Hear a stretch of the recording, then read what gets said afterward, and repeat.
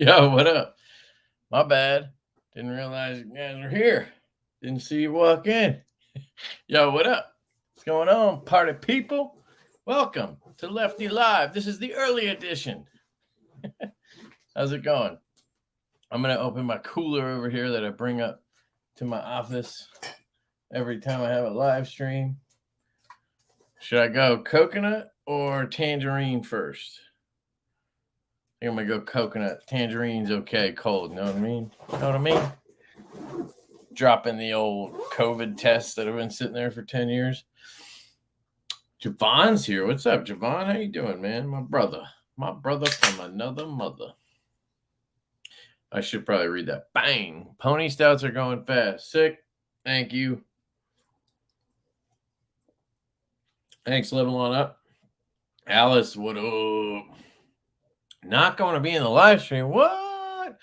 I have a migraine. Just wanted to show. Damn. Hope you feel better, Alice. Thank you for stopping by. Thank you. Robert Douglas, what up, dog? How you doing, man? What up, Brett? How's it going, man? Hope we're doing well. Be shady. Sup? What's up? Joe Howlett, how you doing? Sup? Scott Teague, what up, man? Electra Buzz, what's going on? What's up, Brandon? How you doing? Knife Life EDC, what up? Oh, yeah, that's what I was rocking. Oh, bail! I put the lynch clip on earlier. I will admit it was a little bit of a bitch to get on. I don't know why, but the screw didn't want to seat in. It worked just fine on the right side, but on the left side, it's just tolerances. It sucks sometimes, because like you'll get a lynch clip that's fatter than normal, and you'll get a scale that's maybe a little bit thinner than normal on the, under tolerance, over tolerance. And it can be a little bit of a biatch, but I got it in. I just used the stout screw so you can see. Maybe you can see the screw sticking out a little bit. Not a big deal. I probably could have got it in if I really shoved it. So she said. Also got the black with stonewash. Really dig the black with the stonewash and the blue with the black. These are my combos right here. I like them all, but these are my two combos. Both available, I think. I think we should go check it out and see. I think the stonewash micarta was gone pretty quick. Yo, what up, Dr. Drew? How you doing, man? How you doing? I see you, Brett. I see that. Thanks, dog. I'll ship that out tomorrow. Grady's gear with the ducks. Quack, quack, quack, quack, quack, quack, quack, quack, quack, quack, quack. Sarah, what up? How you doing tonight? Hello. Let's see. Crispy Critter, what up? Luke Tay, what up? Stephen Wallace, Crack-a-laggin, John Tatum, Michael Barrow. What's up, son? Earlier than 1:45. He texted me earlier. His TV says 1:45 a.m. start, but his phone said 9:45. So weird. Snagged a blue stonewash pony. Nice. Jeffrey Dawson, what's up, dude? Brian Doyle, what's crack-a-lackin', man? Hope you're doing well. Got the blue with stonewash. Nice. I think a lot of you got the blue with stonewash. Lord Needham, another Divo on the way. Thanks, man. Appreciate that. Demon Nook, you the man and you on point. Yes, sir. I went with what I guessed would be Kenny Wayne Shepherd's favorite. I don't know who that is. I'm sorry, man. I got the all black. That's a good one, too, man. I like the all. They're all good. I just, everybody has their favorites. Got the black washed in blue and the black G10 and stonewash. There you go, baby. Be shady. Paul Bessemer, what up? Chris Wolf in the house. The beard. Crack-a-laggin', man. So let me pull up White Mountain. We can take a look. Pony start.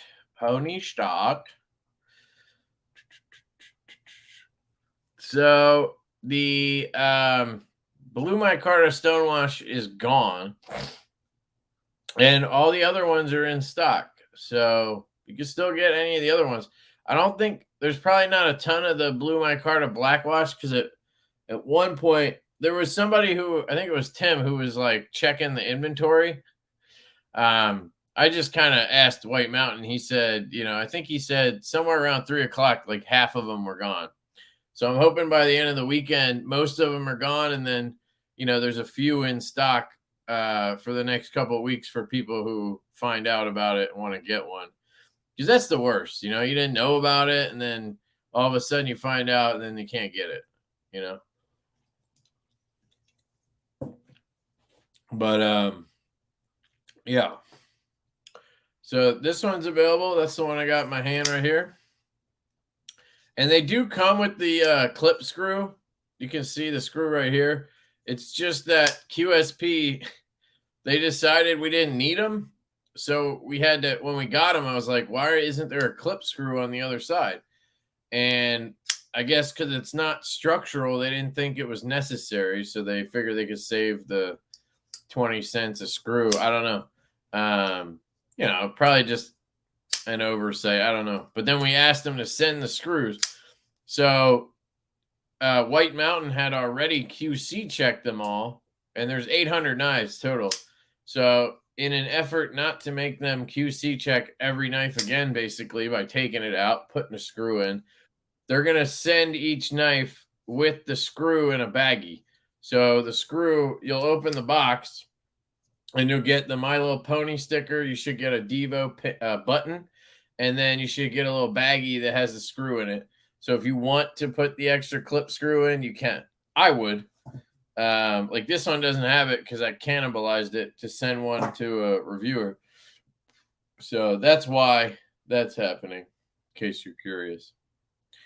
Necessary. Is it necessary to drink my own urine? No, but I do because it's sterile and I like the taste. Yeah, that's good.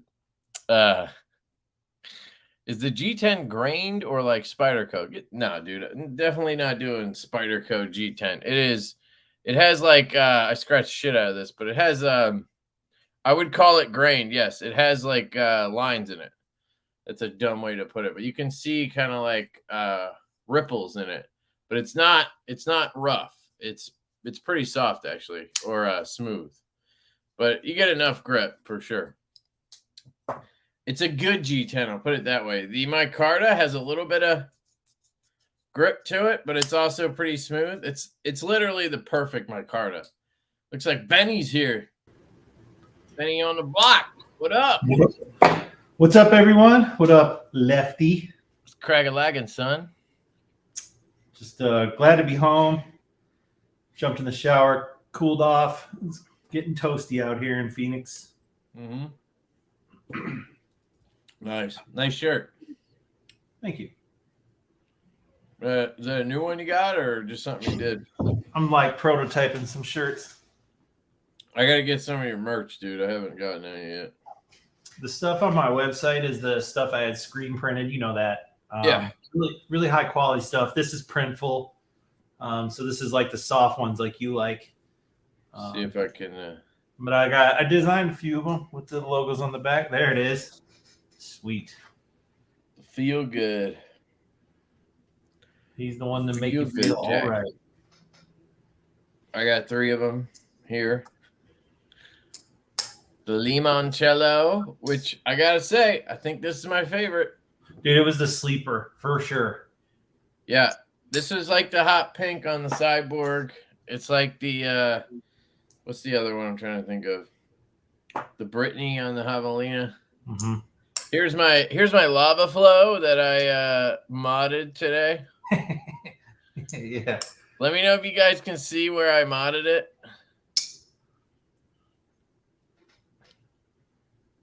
These scales are gorgeous. Scales are gorgeous. I hit yours with just the littlest bit of oil before I sent it to you. That shit always wears right off though.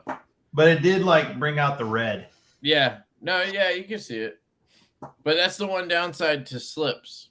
You put them in the slips and it like sucks up the oil. Mm-hmm. I don't know if, dude, StreamYard updated. I can see now it says new member. Didn't it always do that? I swear it didn't do that. I see it, but did he? It put like a star next to it and everything. I'm looking at it and now I don't know if it's gonna. It doesn't do it when like somebody gifts a membership, but I don't know. Maybe it did used to do that. I don't remember it being like this though. You gotta test it. Somebody done. the pig's not going to show up good. Thank you, Kevy Kev. Appreciate you, brother. Is that the that's the pink bazooka? Yeah. Yeah, that looks good, dude. Yeah, my camera's kind of struggling to grab. I was thinking about picking one up just to because like now I feel like I need them all. But if I buy that one, then I got to get the blue, and I don't really want the blue because for me it's more subdued than I like. Dude, these are really breaking in good. I've been farting around with these, longer than you guys have. And I'm really happy with the break-in on these. Yeah. Like the tang geometry is really good on these, dude. Like it jumps. The limoncello one here is this one's like a 1 in 100 right here, I think. I got a good one. This one really pops and it just has that feel to it. I don't know how to explain it. Even the acoustics and everything. The white one's very good too that I have. And you're right, they kind of just break in. I think if you give it a few days of just carry and fidget, it ends up breaking in really nicely. Yeah. Those washers need time to polish up a little bit, I think. 100%, man, because you got to figure coming out of the machine, they're not like the smoothest they could be. And then they're kind of sandwiched in between titanium on one side and blade steel on the other. Now, the blade steel is a stone wash finish, so it's pretty smooth. And the titanium, there's actually a small improvement inside these knives. And the only way you'd see it is if you took it apart, which, of course, I encourage people not to do. But instead of blasting the whole inside of the scale, they're putting like probably a sticker or something around where the washer goes. You can't see it. But that way, when they bead blast the inside, the surface that the washer's riding on is not bead blasted. So for like a little bit better smoothness, it just has whatever finish it had before it went in the bead blast, which is a relatively smooth machine finish. But nonetheless, like when that thing's probably rubbing, make it break in a little quicker that way. Agreed. But the other thing too for break-in that I think we tend not to think about is, okay, so here's the two pieces of titanium clamped on that spring, and that spring is doing this, and it's rubbing on either side of the blasted titanium. Also, that's how you figured out, okay, if I cock it at 45, I pop the spring out, I could put oil on either side of that spring that's proud. So like you got to break that part in too. I can't, it's hard to show you, but you can see the spring come out a little bit here. Right there. Yeah. So that spring doing that is also rubbing against blasted titanium, and blasted titanium is a textured surface. Yeah. So like once these metal parts, I mean, these knives even, I think they're still breaking in a month in, slowly but surely, just sort of finding their sweet spots. And then, pick one up you've had for 6 months and it's like, woo. Yeah. You all took me way too seriously. What happened there? Hold on a second. Let me see. Someone's at my door. I meant, did LeftyEDC buy his own membership? I get your joke.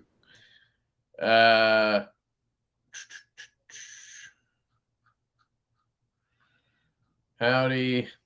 That's the one I got. Nice. NFK. I got my Divo Growler and Mash V2 today. Sick. How you like them, man? How you like them? It's this guy.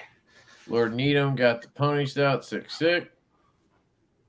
We put the Growler V2s into production just the other day. So these are in the works now with Kubi. And there'll be a White Mountain Knives exclusive as well. So really excited for this one.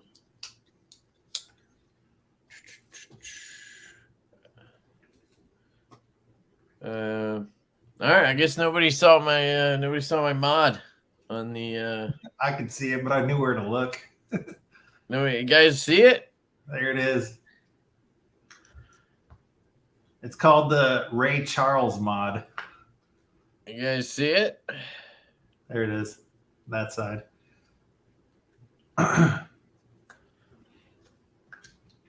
The old bit mod. Yeah, it's the Weehaw mod. The Weehaw mod. Yeah, exactly. Yep. She's mine now. That's right. I'm waiting for the lush and the nip. Yeah, man. Me too. The scratch. Exactly. Yes. Yep. I scratched the shit out of it. It's like fucking shiny as shit too, dude. It's like I polished that shit under there. You bit into it. John P with the 199 is the nip coming in belt satin. So, yes. So I have finally cracked the code with Kubi, and they will do a belt satin for us. So I'm hoping it's a good one, because if they can do a belt satin, it's like game over, man. Kubi's fire, and their prices are really good. And if they could do a belt satin, it would kind of seal the deal. So this version right here would have a belt satin instead of this machine satin. And then we're doing the all stonewashed one with the blue accents. And we're doing a carbon fiber one like this. Carbon fiber with black wash blade and all bead blasted accents. Nice. So, you guys come up with good like color material combinations and finishes. Like Divo, you guys figure that out good. Is that all you, or do you like coordinate with Colin on that? Yeah, we kind of decide together. Yeah. Most of what we do is like passing back and forth and then deciding on shit, you know. It works out pretty well, because if one of us has sort of a dumb idea, it can be squashed pretty quickly. Yeah. New member, what up, Robert? Thanks, man. Appreciate that very much. Casey as well with the 5 bones. Congrats. The pony and the feel good are sweet. Thanks, Casey. Appreciate you, brother. Casey's got the blue one, right? Mm-hmm. I pretty much will allocate. If there's a blue knife, Casey doesn't have to wonder which one he's getting. It's same thing with Big Red. Yeah. Yeah, there was one time I neglected to give Big Red a red one. I think it was probably the vampire or something. And everyone's like, you didn't give Big Red the red one. I'm like, I didn't even think about it. So I learned my lesson this time. And there's usually like every other one, there's a red, and every other one, there's a blue, pretty much. Yeah, let's think about that. Especially now with 5. I mean, you're going to always have a red or a blue, I'm pretty sure. Yeah, it's hard. It's getting hard, even with all the colors available. Like this one solves both. Yeah. Yep. Man. What else did you do with the Big Bro? These are still available, right? Yeah, the nebulas are gone. We had Gecko, Nebula. Sunset Orange, which I thought was really cool. Yeah. And then we had what am I missing? Dark Matter Copper and Micarta. Dude, the acoustics on this one are probably the loudest. Mm-hmm. I mean, you can just hear it. Oh, yeah. This is a good one, man. This is a good one. I get it, amused to a degree, especially in the Facebook group. We see it a lot.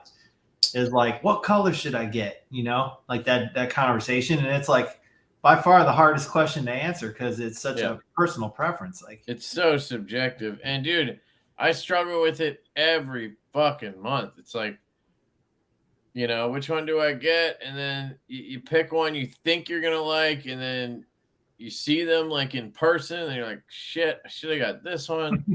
So now I just buy the ones I think I might like, and then I'll sell the ones that I don't end up falling in love, which means I end up with 2 or 3, you know, every time, because I struggle to sell these.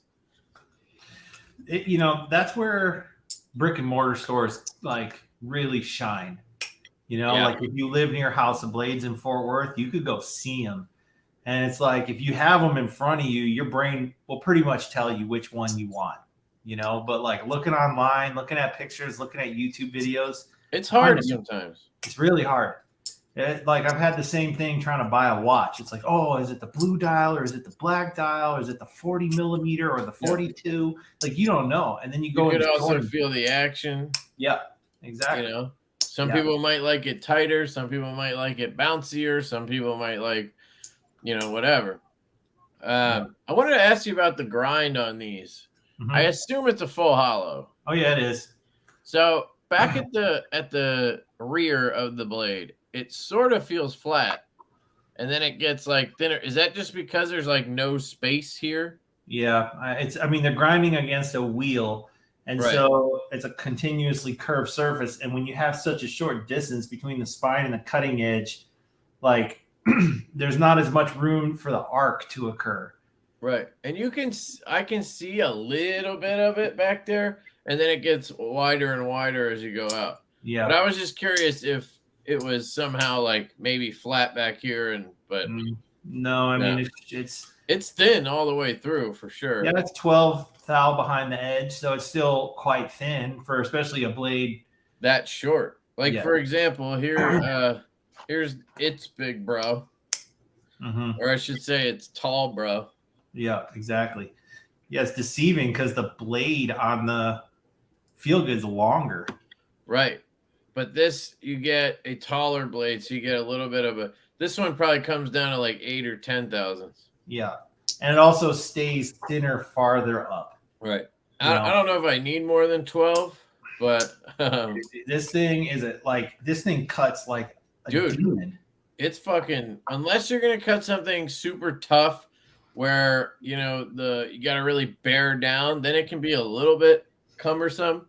But if you're opening a package, cutting tape, any of that shit, dude, this thing's like, it's insane how quick it gets through something like that. Yeah. And what I had an example. What I found is you get a lot of leverage on this knife because like you get like a really complete, you know, like if you're holding something like this, or if you're holding something like this. So I think you get a really strong grip on it. Dude, like I didn't even feel that. Yeah, it's sharp. I mean, I know it's just like this plastic shit, but like, dude, it literally just it's like I'm trimming wax. Stasa released his video today where he cuts everything, and dude was just going to town. He was like, he had this stick and he's like feather sticking with it, and I was like, holy cow. And then Donnie B all day, I don't know if you saw his video, he went in his backyard and cut all kinds of crap. No, I didn't know you sent him one. I did. He started with this knife because Thrasher has been sending him stuff, right? And I like that he cut tests, you know. Right. No, that's definitely good to have in the repertoire. You want to have different types of reviews. Exactly. So that dude. You don't want a bunch of schmucks who just do a desktop review and fidget with it. You know what I mean? Right. Yeah, but you know what? Depends on the audience, right? Because if all you ever do is open Amazon packages or just admire your stuff, well, a desktop review is going to suffice. Right. But if you want to like actually use these tools and see how they perform, well, Donnie B all day gets it done. And he has this like plastic netting. Yeah. I remember. And the Feel Good just tears. Dude, he fucked up a Growler V1 on one of those. It happened to have a burnt edge, so it was worse than it. Then he like sharpened it and it was fine, but like, yeah, dude, that's a fucking torture test, man. Yeah. He's a good dude. He is. I don't know how you got a hold of him though. I tried DMing him after that. I was just gonna give him a Growler because he kept saying he liked it, and he never answered me. He actually emailed me after Thrasher sent him the first one. There you go. And so we kind of had some email dialogue back and forth. And so before I sent him one, I wanted to chat with him on the phone. It's kind of like work out the logistics with him and everything. And he told me, like I wrote down his address, and it's like something Main Street, and his like the zip code is like 00101 or something. And I was like, dude, that must be like an old house. He's like, this house was built like in 16 something, or like the early 1700s or something crazy, like before America was America. He's in Massachusetts. And he said like George Washington has been in his house. That sounds like bullshit, but I don't know. It's a good story. Whether it's true or not, I thought it was cool. When do you get paid again, Z-Man? I know a bunch of people want to pick one up tomorrow when they get paid. So you should be good. We had 800 of them. So I assumed they would stick around for a few weeks at least. I wanted a Frost JWK. Was that the Frost Camo Carbon? What do you mean Frost, Casey? You talking about? Oh no, it's Fat Carbon. Here, I'll show you. Is he talking? Yeah, what are we talking about here? Have you ordered it yet? What's Frost? Is it a new color? Are you playing dumb? No. Seriously. All right, check this. Is it a new one? Yeah, here.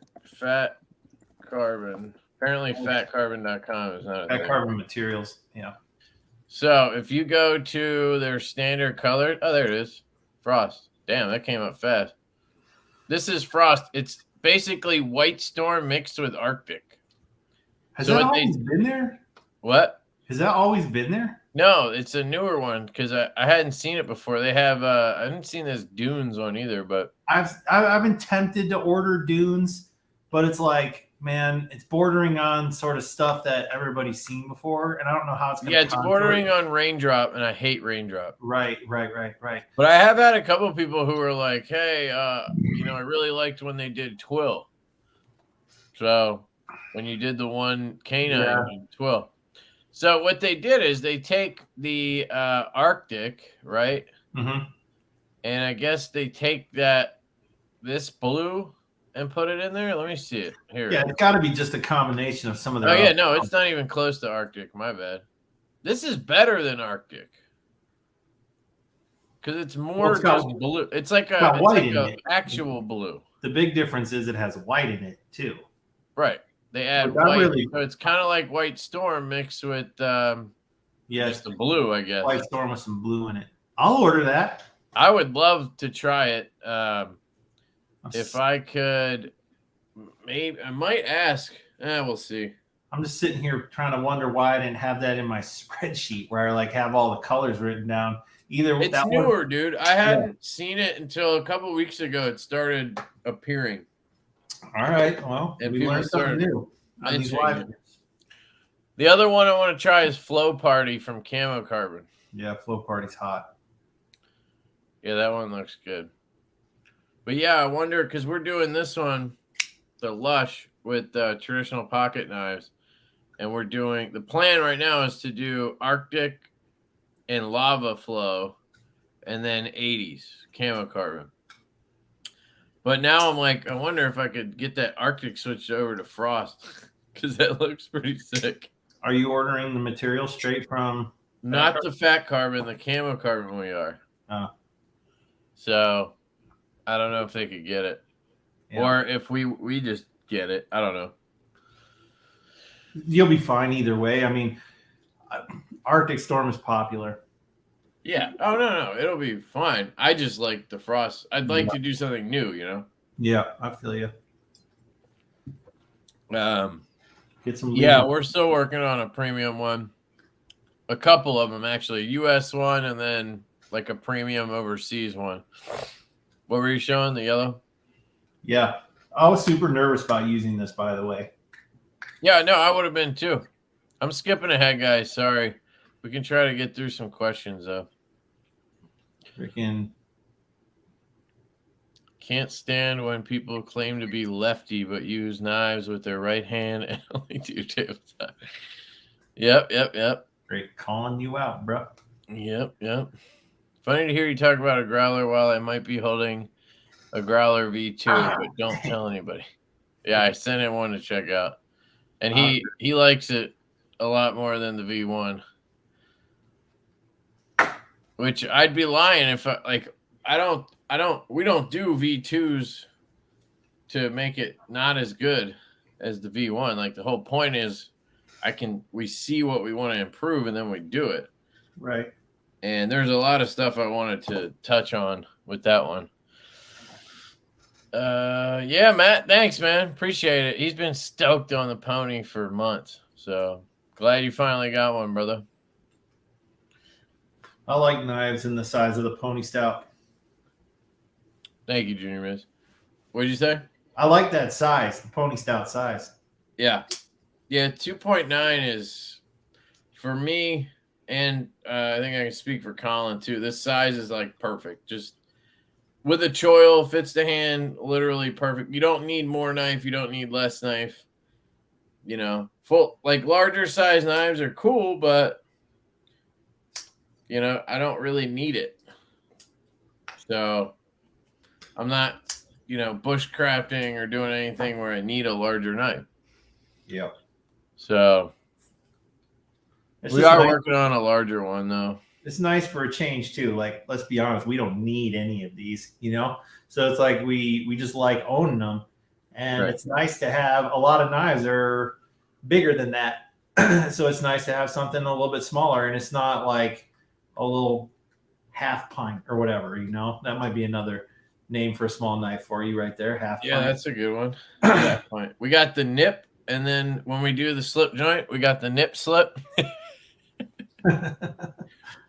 The nip slip, like in the halftime show, the nip slip. Yep. The we should, if we were you, we'd call it the Janet or something. Yeah. Or the halftime. There you go, yeah. Someone had a question for me. So, Ben, are you planning to do, it's Cheeto Bandito, you plan to do multi-blade slip joints, you're just sticking with single blades? For now, I'm sticking with single blades. I do want to do a multi-blade, whether that's a multi with a bottle opener and a screwdriver, which has always proven to be popular, or a 2-implement knife. I'm going to test the water with it. I'm not going hard in the paint with it. I got to see if people who ask for it actually show up to buy them. The double blades? Yeah. Yeah, man. I like the idea, but I just don't like the idea. It's got to be, I've got to like it, and I've got to be comfortable that people will like it. And so I've got to make some design choices and then get the prototype and see what needs to be changed, because I don't expect to get that right the first time. As far as like how the blades sit in there, the stock thickness, what kind of grind on the secondary, how big of a secondary, like there's all kinds of decisions. And are they on the same pivot? Are they not? Yeah, I don't think I would do them on the same pivot. I don't like that very much. Makes it too fat, right? Well, I don't mind, not on the same, well, on the same spring, right? I don't care if they're on the same pivot, it doesn't matter. The question is there two blades on the same spring? If you put two blades on the same spring, you have to have these offset grinds. It's weaker. Yeah, and it's just weird. Like you end up with this knife that I just don't like that. So if I'm going to do a 2-blade, it's going to have 2 springs and a liner in between. You just told Ben to do it. Check it.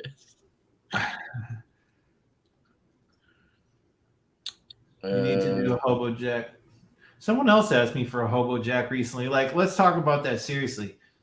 You know, is it cool? Hobo jack? A hobo knife has like a spoon and a fork that fold out. It has a spoon and a fork? Yeah, dude, pull it up. Type in Google like hobo knife. And so, of course, you know, the novelty of it is cool and the utility is cool. Like he said, he's a camper. So it's cool. You have basically a Swiss Army knife style with tableware. But it's so niche, you know? It's so niche. You would I don't think you would have to make like 100 of them. I mean, well, you got to make 300 at least. And so it's like I don't think my audience is looking for that. My audience at this point is straight up knife guys, you know. Now, if let's say down the road I'm in REI or something, and like, you know, and there's my stuff's getting exposed to people who camp. Well, then there's an opportunity for something like that. But I don't think I would be bringing my audience what they're looking for with that knife. That would be my fear. Someone said, do I have a dark matter cyborg laying around? I don't. Kev, I wish I did for you, bud. That's going to be a secondary only knife at this point. Oh, I thought you were asking if I could hold it up. His name's Kevy His Kev. name's And Kevy Kev. he He was wants to looking buy for one. he's looking for the dark matter orange, but Sorry, bro. I got this one and the pink camo carbon, and you would have to fight me to the death to get them. So I love that Toxic Storm. I dude, mean, I was like, the pink was my shit when it came out, and then I just would see the toxic, and it would just fucking taunt me. So I was like, I gotta get one. And then House of Blades had one, and then Troy obviously fucking crushed it with this. yeah, that ghost leather has got me all weak in the knees. Do you have any? Mm-mm. I got one coming just like this, but with black stitching for the limoncello. Nice. That's gonna be fucking fire, dude. Colin's asking about wood scales. I'm definitely warming up to it, Colin. It's got to be the right type of wood, and I've got to prototype it. Make sure the fit and finish is acceptable. I can already speculate that it'll never be as tight as this carbon fiber, and it'll also, like, it's gonna shrink. It's not if, you know, so even if it shrinks to a small degree, it's not gonna fit like the carbon fiber. But I'm hoping that, like, if dudes want wood and they understand the nature of wood, there has to be like a small margin of forgiveness for that kind of thing. What's up, Ricky? Because, hey, Ricky, what's up, dude? Ricky's photography is just off the chain. Yeah, dude, he's got fucking skills. We got some really talented people in this community, man. Like with the audio video stuff, it's nuts. Yeah, for real. Stabilized wood won't shrink because it's in resin. It will shrink, Kyle. I've seen it. It's not supposed to move, but it will still move a little bit. Anything in Arizona will fucking shrink.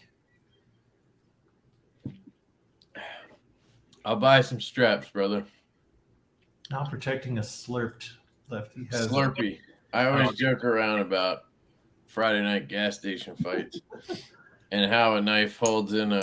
This is whenever I do the reverse grip test, which, by the way, some of yours are fucking sick in a reverse grip. I never talk about it because, you know, it's kind of dumb to fucking do anything with a slip joint in a reverse grip. But yeah, in a pinch, you could protect your Slurpee with this faux shiz. I actually brought out what I think are the last 6 months worth of knives, and I thought we could kind of talk about them and I don't know how things have changed and shit like that. Sure. You can also do size comparisons on the Feel Good. I think that's helpful for people because when you look at it by itself, it looks like it's really long and really skinny, but it's, you know, and it is a little bit over a ½ inch wide. But if you put this next to like Patty's potato pillars, he had a video the other day. He put down a GEC number 15. It's like this thing is wider at the bolster than a 15. So it's not like this is some pencil. Right. It's just relative to the other knives, it looks really thin. Dude, I love it. Just do not do a spay blade. I'll tell you what, Gina, there's some custom slip joints that do a spay blade, and they are so funky and so cool looking. I have a couple screenshots that I've taken over, got to dig for them. But they're not, I guess what I'm trying to say is they're not all created equal. And the ones that I always find attractive and really cool are usually on, you know, these really high dollar custom knives. So if I was going to do a spay blade, it would be a real funky one like I've seen on these $1,000 plus customs. Some company dropped a knife today. Yeah, but the pony's like a third of a jack wolf. I got my blue Sagaha barley back the other day. Looks fucking sick. You got an update on that thing? Dude, they're taking forever to launch this thing. Like, it's not, like, I can't do anything. It's not ours. The deposits were made, right? Like they went into dude, they're doing a pre-order. So, like, I'm not sure why it's taking so long because they're just going to do a pre-order. I don't know. They just announced another knife, like a mini Nessie. today, and I was like, motherfucker. Yeah, but it is what it is. I mean, that's the downside to licensing something. Correct. You know? Correct. But yeah, I mean, I don't know. I mean, I guess we'll wait, but I'm not going to do anything drastic. I'm just getting itchy. Like, I know it's going to fucking sell. At least it seems like it's going to sell, as long as they don't overprice it. Yeah. So they just need to release it so they can do the pre-order, and then we can get the show on the road. Because I want that thing out there. But Colin and I want to do some other slip joints, so I think we need to just get working on that, and kind of just whenever they do it, they do it. I don't know. Like, we're doing this one with Austin, the Lush, and I think he was thinking this would be a sick slip joint, even though we kind of based this off of the barley. That is, but it actually does have quite a few differences if you took the same handle and everything. It is different, but I don't know. I also want to maybe do a spear point style barley. This is also thicker. That's another thing. So someone said, how old is my dog? Oscar's turning 2 in June. Jack Wolf Trapper would sell like wildfire. Trapper? What's that? Like the thin clip point thing? Well, okay, so the Venom was sort of my interpretation of a trapper, but with a Warncliffe blade. A trapper has a handle that curves inward, usually has a clip point blade and a spade blade.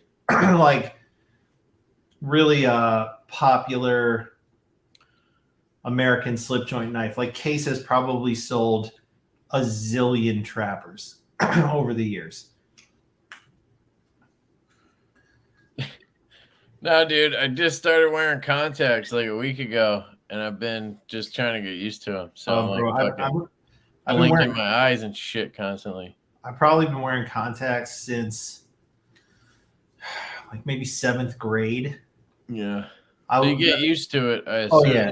They changed my life, man. And then the biggest revolution in contacts for me, I don't remember what year I got into these because it's been a long time now, but was daily disposables. That's what I got. Dude, oh my gosh. My wife's like, I got the reusables. She's like, why would you get? And I'm like, are you kidding me?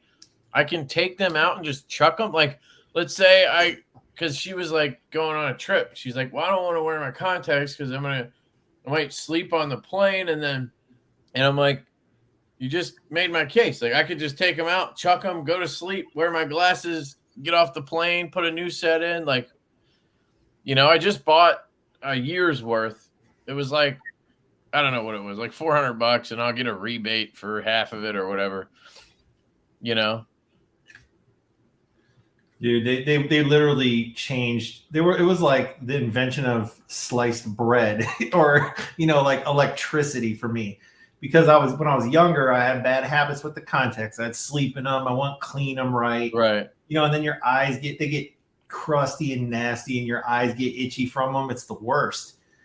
And once I got to the point where I could just throw them out and then put in a sterile pair every day, I was like, these are worth whatever they want to charge me. Because without contacts, I think my prescription is like a -5. I don't know what yours is, but I'm freaking pretty blind. So I can't know what that means, but it's just how blind you are. And I think mine's pretty mild. I just have an astigmatism. Yeah, I have a slight one. Yeah, so I think that's more my issue. And then I'm like nearsighted, I forget, whichever one. I don't see well far away. Nearsighted. But like up close or whatever, within 20 feet or whatever, I'm pretty golden. I can't see 5 feet in front of my face. Everything's like my wife is like that. She's just like straight blind. Yeah, dude, she's worn contacts for a long time. I know it's hard to change, but those daily disposables are literally the best thing that ever happened to my corrective vision. I don't know what she has against them. It's almost like she thinks it's like like bad for the environment or something. They're like 99% water, Yeah, no, they're super thin. They're just like gel. Yeah. I don't, dude. The Do you have active? just the idea of contacts in general kind of amazes me. Oh, it's incredible. What brand are yours? Are they AccuView Moist? No, I think they're Bio, the Bausch and Lomb ones. Got it. What is that? I don't know. I've been using the same ones for forever. You like them? I love them. I don't think I'm going to change them now because I literally just ordered a year's worth. But no, I mean they're probably all the same, like regardless of which brand you buy. Can't imagine one's any that much more different than the other. But yeah, I didn't feel like doing the rabbit hole of research I usually do. Yeah. So I just kind of went with BioTrue hydration or something like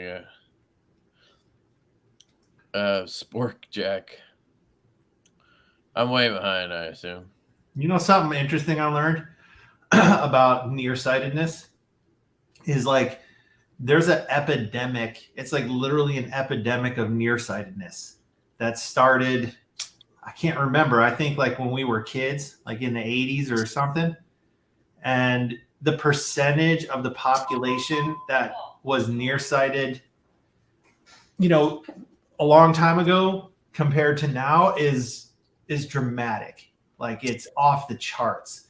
Do you think that's true, or do you think it's actually care now? No, it's true. And they think it's because like now in society, when we're little, we're not outside. And so our eyes don't develop the ability to see like distance like you would if you were outside all the time. Oh, shit. It's like a real thing. I had no idea. They don't teach it to you in school. I'm sure if anybody here is like an eye doctor, you know what I'm talking like we played video games and shit. Yeah, we're all like everything we look at is 20 feet and in. Versus if you were outside all the time. Look at Oscar. You heard the door. He wants to get out. Sorry, bud. Yeah, I was like, wow, that's crazy. That's crazy to think about. Is like there's this epidemic and there's nothing anybody can do about it. So they're just giving everybody glasses. But yes, I will make the Cyborg again. I'll make everything again. I'm just like, for people who don't know, it's one knife, one model at a time, 1 month at a time, rolling through the catalog. And then we'll do some repeats. So repeats are coming, obviously. Like anybody can see that. What about a key size Jack Wolf? The only one you have left is the Humpback that's been announced. Right. Is that coming soon? I'm not telling you nothing, bro. You're always fishing for me. You always trip me up and make me say something. And you're like, you pick up all the clues. You do a pretty good job, dude. Oh, it's hard. I mean, you literally get me guessing every time. I've only been right once, so. It's hard. I like to talk and tell people stuff, so it's like especially hard for me to not leak stuff. Yeah. But someone asked about a keychain size knife. I would say this, like I go 3.5 inches to 4 inches in the handle. If I had to pick to go bigger or smaller, I'd rather go smaller than bigger. Keychain size, I don't know how you define that. I mean, to me, a keychain size knife is like freaking tiny. Dude, I saw one of these in person, Kev. The Vanish? Again, is that the little one? Yeah. The Vanish? Yes. Yeah, it's so good, dude. It is. And it was like one of these examples where I see you hold it up on the camera, but I couldn't appreciate the real size of it until I actually got it. Dude. But it's sweet. It's fucking, yeah, dude. Other than your knives, it's my favorite slip joint. You know what I think he really got right on that? So the height of it, given how small it is, it's still got a good, like from spine to blade well. Like yeah, that. Dude. And it's such a good one-hander. Yeah. Yeah. It's for sure my favorite non-Jack Wolf. Did you put a lanyard smaller than any of yours, so what? I would ask if he had a lanyard on that because it'd be a good candidate for a lanyard for, a lot of guys would do that. He does. Yeah, he has a hole in it. Here's a size comparison to the Feel Good. Yeah. All right, so let's run through a couple of these and we can kind of compare them. Am I still way behind or are we close? Oh, we're never going to catch up. So anyway, we did the midnight, right? So catch me if I mess up here, but I tried to go back 6 or 7 months. So I'm going to start with the Benny's clip. I had the midnight out because it goes with the feel good. But I think the canine came after the midnight. So here's the Benny's clip, which is damn near the same size, actually. The Benny's clip is just about 4 inches in the handle, and the Feel Good is 3.75. Yeah. But the Feel Good has by far the best blade to handle ratio of anything I've ever designed. Like it's 80%, and I'm usually at 75. So that's the Benny's clip. Two very different knives. Then I have the Vampire, and I don't know if the Vampire was after the Benny, but I think it was. No, because the Benny was in July, right? And the Vampire was in October. So there's something in between there. What would it be? I thought I grabbed everything. Hold on, I can look. Sharpshooter laid. Well, let me give it a shot. All right. Sharpshooter laid back. Midnight. Then it was canine. Yep. Yeah, you're right. It had to have been the Benny's clip. Yeah. Then the Vampire. The little bro. That's what fucked everything up there. Yeah, I was getting confused too. The little bro was before the midnight. At Blade Show. Those two together, this is one hell of a pair. These two, because you get like two wicked blade shapes. The long, slender feel. Yeah, those two are a match made in heaven right there. Yeah, I love the Vampire. Sick one right there. Then after the Vampire came the Cyborg. Mm-hmm.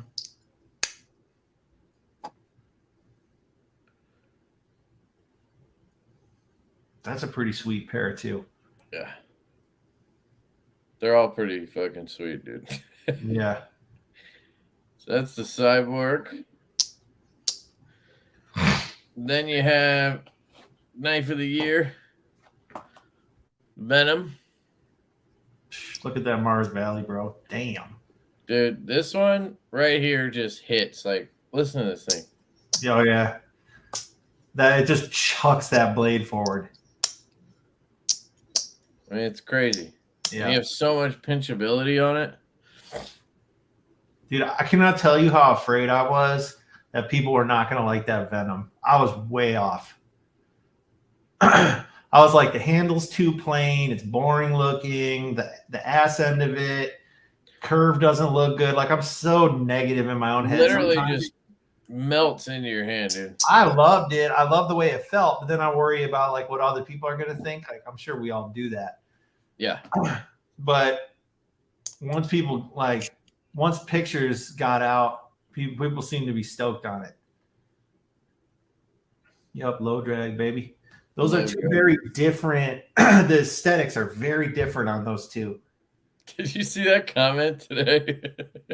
What? No, I don't think I did. On Instagram, this guy, he goes, the low drag is better though. And I'm like, why? I'm like, why would you torture yourself and compare, like, choose a better one out of these two? Like, right. This one's your, like, utility razor blade, and this one will just destroy cardboard. Yeah, they're both going to serve you well. I love the low drag, dude. It's one of my favorites. And it was not one I thought would be one of my favorites.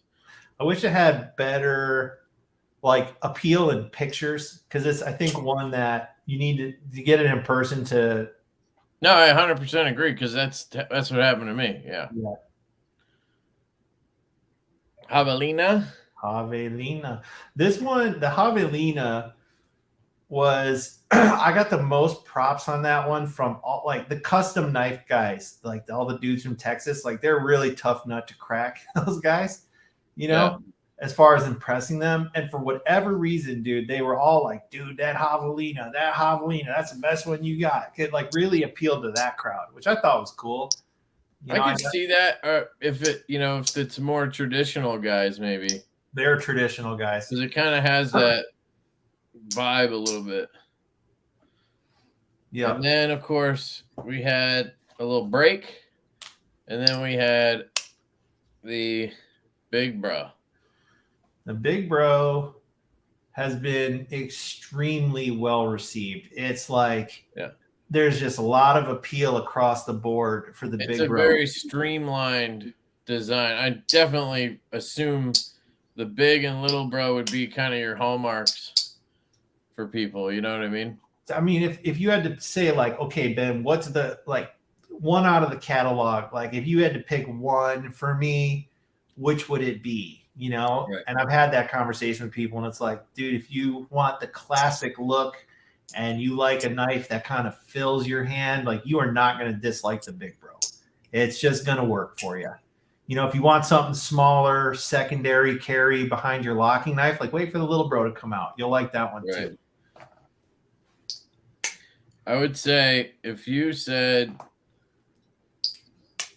give me a couple options, right? Mm-hmm. This is probably what I would hand somebody and say, here's 3 different styles and you pick what works for you. Yeah. You know, you have your more straight sort of sheep's foot Warrenclyffe style. You have your basic sort of traditional style, and then you have your sort of wild angular style. Yeah, and if you wanted to not have 2 clip points, you could swap the Big Bro for a low drag or something. Or that. You know. And that's where, you know, when I just did that, I was like, wait, and then I could have grabbed 12 different ones. What I would be into is the Cyborg Handle with maybe, I don't know, like a sheep's foot, like a round nose sheep's foot or something. I don't know. Something that matched the end of the handle a little bit. Because if it was just a sheep's foot, I don't know if it would work because it's not straight. You know what I mean? Yeah. Yeah, and the way that blade fits in that handle, like you don't have full carte blanche to edit that. Right. With the handles that are like the Barlow style handles, you have a little more flexibility. But I know this is one where you've gotten a lot of suggestions to do a Tanto. Yeah, I get a lot of Tanto requests on that, So which I mean, it's logical. It's logical because you could change a little bit here, and you have your Tanto, and you're done. Yeah. So I expect that next year or at the end of this year. Sure, you got prototypes coming. I do like the Cyborg, you know, the way it is. Doesn't mean I wouldn't change it. Oh yeah, the Cyborg's sick the way it is. Dude, they're all fucking. They're all sick, dude. I'm really happy with this. Honestly, this feel good. Like it also looks really cool. Dude, it's fuck. Did you see? I took some like symmetric pictures with 2 of them. Yeah. You can do some cool stuff with that. You want to know a detail I've not seen one person notice yet or point it out in a video or anything is like, okay, take it and put it like this on your desk. Oh, wait, hold it up again. Put it like this, blade up. That's because I cut the shit out of myself. Set it on your desk. It's not perfectly straight. What? Like, put it like this on your desk. I'm doing that. This line is not straight. This blade kicks up just the tiniest bit. Look, you'll see it. It makes like a V. I guess. It does, dude. It's not, I guess.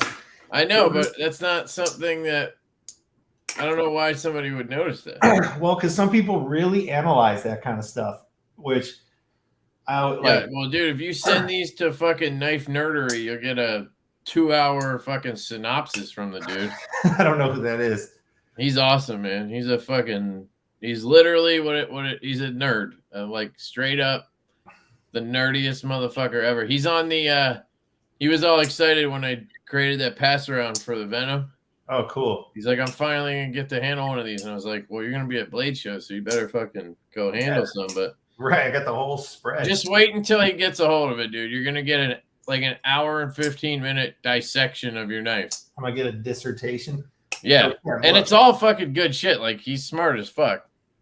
So hold up your midnight jack. The midnight is a straight line, and I broke that line just a little bit. I mean, maybe I didn't do it enough because no one said anything about it. Do you see it? I mean, you're talking about like here where it, it bends in slightly. No, okay. So this line is a straight line from the spring, and instead of that plane continuing where the blade starts, it changes angles and pitches up. Yeah, that's what I just said. Yes. Okay, fine. I wasn't quite sure what you're trying to say. Like right here, it kind of goes. Yeah. Yes. Yeah. So it's sort of bows like slightly right here. It's like a V. It's a very shallow V. Yeah. But it's not a bow. That does nothing for me mentally. A bow is a curve. So I don't even really see it, to be honest, but I believe you. Well, you need to get those contacts checked, bro.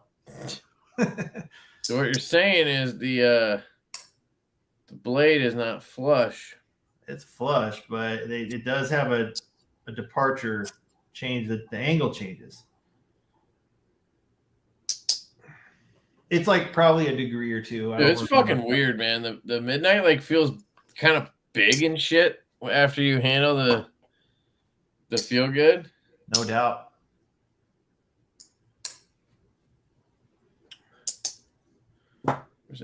Where's that lemon?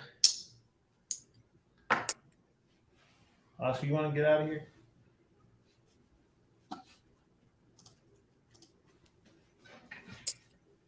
Come on.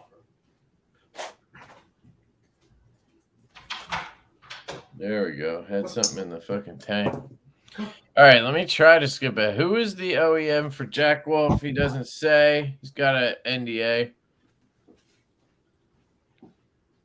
How much is the Barlow? If you mean the barley, it's we don't know. They haven't announced the price yet. The mini Nessie looks sick. Oh, this is where I was talking about that. Ben, what about shields? Shields. They're very traditional, so I haven't gone there. I kind of have this list of things that I can attempt in the future.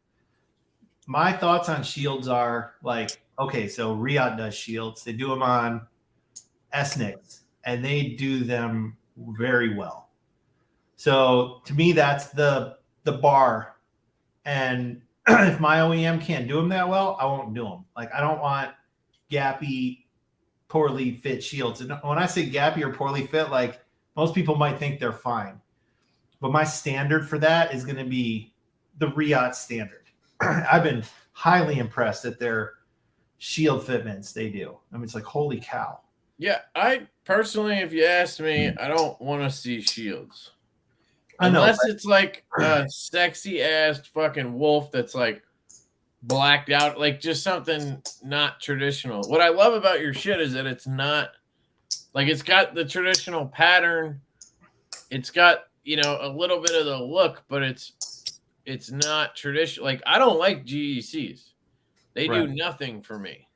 All I got to say, Kev, is it's my goal to blend elements. So if let's say I was to implement a shield, does that mean I'm going to implement a shield across every knife forever? Like, no, it's just another tool in the tool chest.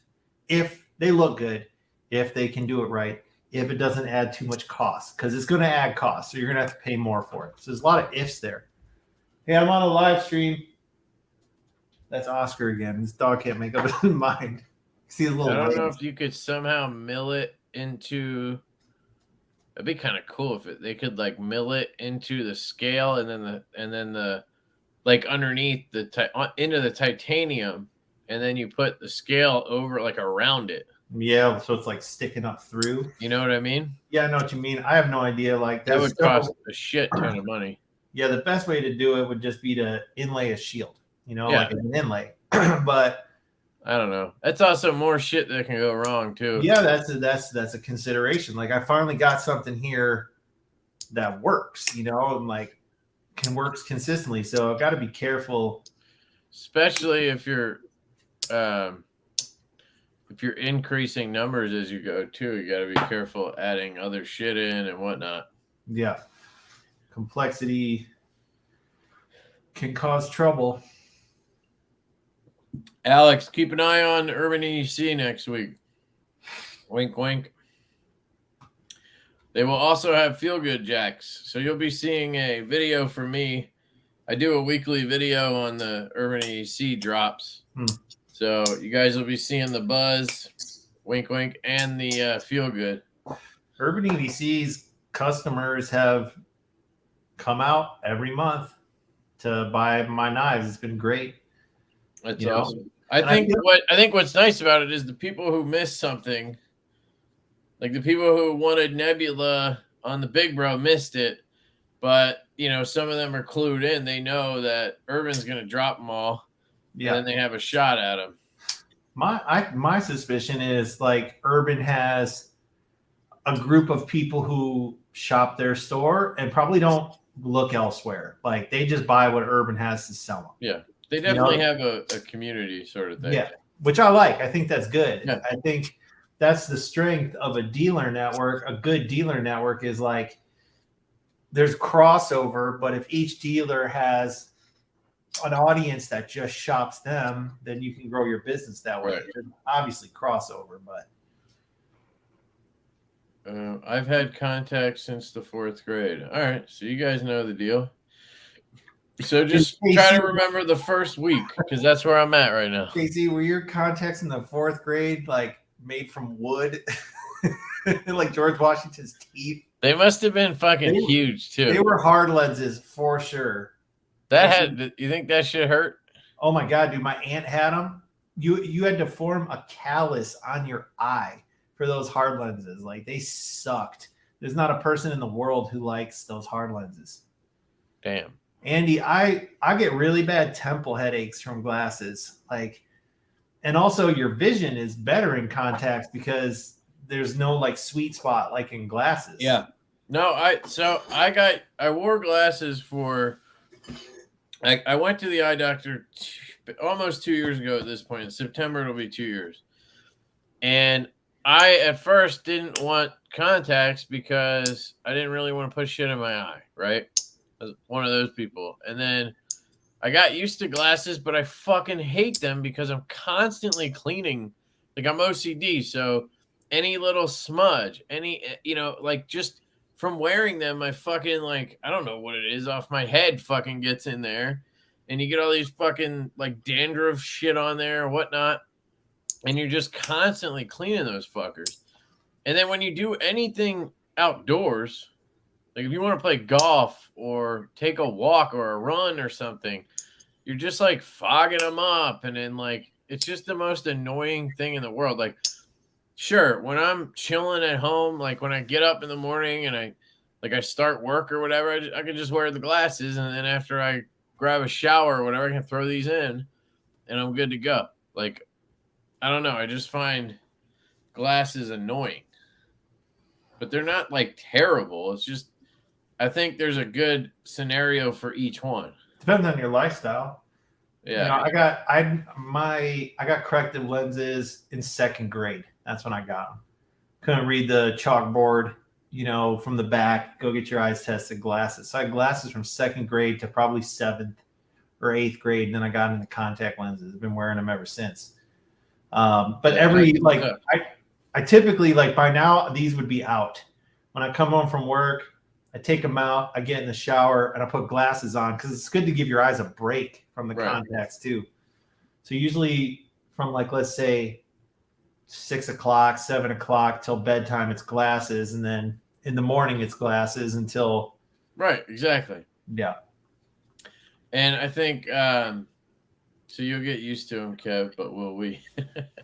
I mean, I didn't have glasses when I started the channel, so I guess people got used to me having it. I'm a degenerate, use my 1 days for like a week. Yeah, dude, I don't know if that's good. They say to chuck them after 1 day, but because they can like degrade in your eye or some shit. Apparently not, though. Are you doing it because you're just a cheap fuck? Because like, I mean, I literally paid 400 and something bucks off my like FSA card, and then they'll give me a rebate for another 200, and I didn't even search a deal. Like I just got them at the eye doctor. So I'm sure you could get these for a couple $100 for a fucking year's supply. Like, why would you? Like, are you just like you just don't even take them out? Or I'd be curious to hear the answer to that. What's up, Charles? How's it going, man? Charles. He has monthlies. Yeah, that's what I think my wife has. I think you can get like bi-weeklies and then monthlies, right? Do they have ones you can wear like for a year? I don't know, but I don't care because I'll only wear dailies. They changed my life. I cannot stress this enough. I hated cleaning my lenses. I hated it. Why would you want to do that? Oh my God. It's like, oh, you got to rub them in this crap and then rub them in this crap. And then if you don't rinse it off, it's like you stuck a hot poker in your eye because you put soap in it or, you know, whatever that cleansing shit is. I hated that stuff. Oh, I'm having flashbacks. I'm getting all. Yeah, I guess some people are just used to it. Like my wife is just used to it. I need to get her to try these, but like she's going to the eye doctor because I think she's switching eye doctors because she had a doctor where she, you know, used to live. Yeah. So I don't know. Maybe I can get her to. You're more blind than me. I have really poor vision for sure. Jason goes, I've fallen asleep with contacts and they felt super glued to my eyeballs when I took them out. Like anybody who wears contacts knows that experience. Even just waking up from a nap, like they don't feel right anymore. And if you don't like put drops in there and you take them off your eyes, you just like, it's like ripping a Band-Aid off your eye. It's very uncomfortable. Damn. See, yeah, this is the thing. Like if I was going to take a nap, you just fucking take them out and chuck them and put a new pair in. Yeah. Like, I wouldn't even save them for that. Like, if I have a year's supply, I'm sure I'm going to miss a day here and there and make it up. Like, yeah. Or just buy more a month before I'm out. Lefty, one thing that I learned, especially for me, because I really rely on them, is like if I travel and you're checking your bag, like contacts go in the backpack with me. You know? Oh yeah, I would put enough for the trip in my bag and enough in my backpack so that I have backup. Yeah, just you know, you're never going anywhere to where they take up that much room in your backpack. Like those contacts are like I got my wallet, I gotta have it. My vision, I gotta have it. Or I'm screwed. That's great. Yeah, I remember Blade Show last year sucked because I was still getting used to the glasses. Yeah. And it was like, dude, like this is like normal vision. Like I'm just seeing where like glasses, you have like, you see the rim all the time. And then like you have certain angles and shit are weird sometimes. Like this is just like me normally looking, except, you know, right now, because I'm getting used to it, it feels like everything's like kind of, it's like cold air going into my eyes. That's what that feeling is right now. Because you're used to having something there, but it's just like having 20/20 vision. That's what's nice. Andy says wearing glasses really that bad? No, I don't think that's right. That's not what we're saying. It's just, it's to me, it's like glasses feel more like a compromise. They're stylish until you have that. Like you can buy a really nice pair of glasses, make them a part of your outfit. It becomes part of your style. So that's cool. But practically speaking, for me, just having 20/20 vision with a fresh sterile pair of contacts every day outweighed, like those pros outweighed the cons of dealing with glasses every day. Because I get these crazy temple headaches anytime. And the glasses I have, they're titanium and they have like wire stems and you can like bend them and they go right back. And they're like, they weigh nothing. If I ever, oh my God, knock on wood, if I ever lost them, I have no idea I could replace them. And even those things with these tiny little wire stems, I'll get this throbbing. Does anybody else have that happen from glasses? Yeah, like kind of like behind your ear a little bit. Oh my God, it's debilitating, dude. Yeah, I don't get it that bad. Oh. Then I could just take them off too. But after like wearing them for a full day, sometimes it'll hurt like right here. Yeah. I've never got like headaches though, but I've gotten like that fishbowl effect. Like when I first got my glasses, they gave me the prescription I have now. They gave me that originally, but like my brain like couldn't handle it. So I had like this weird fishbowl thing going on. Like for a couple days, I kept trying them and it just was weird. And I went back and they kind of like dialed back the prescription. And that's what I had for a year and a half. And then when I went back last week, they were like, yeah, your eyes are pretty much exactly what we originally prescribed, but you couldn't deal with it. So that's what they gave me this time. And now, at least with the contacts, it's great. I just got the glasses today because I ordered them. So we'll see when I take these out how it looks. Or maybe I'll try it tomorrow. See if it's weird, but I'm sure it'll be fine. Just walk around blind. Man, if I take, like... Why would you do that, though? Because guys are like that, dude. They're just... Are you just like cheap as fuck? Like, I just don't understand the mentality, because all you could be doing is making them less comfortable to your eye every day. Well, 100%. That's what's happening. Like, you think of all the crap in the air that's just collecting on those things. The germs, the bacteria, the dust. So did you order like a thing that holds lenses and shit just to save your dailies? Like you ordered one of those little cases to put them in at night, and you do the whole solution thing, like even though they're not weeklies or whatever. That's just fucking weird. Do they make Timascus contacts? Oh, you know what though? If you do have the kind of, you put your in the thing, the cheap plastic one, someone ought to make Zerk or polished tie where you screw the two circles on and it's got the L and the R. You could do like a fat carbon inlay for the L and the R, or you could have like Timascus. There you go, dude. That got out of hand fast. Yeah, but $400 set of contacts. We won't need them, so it doesn't matter. I know, but we could sell them.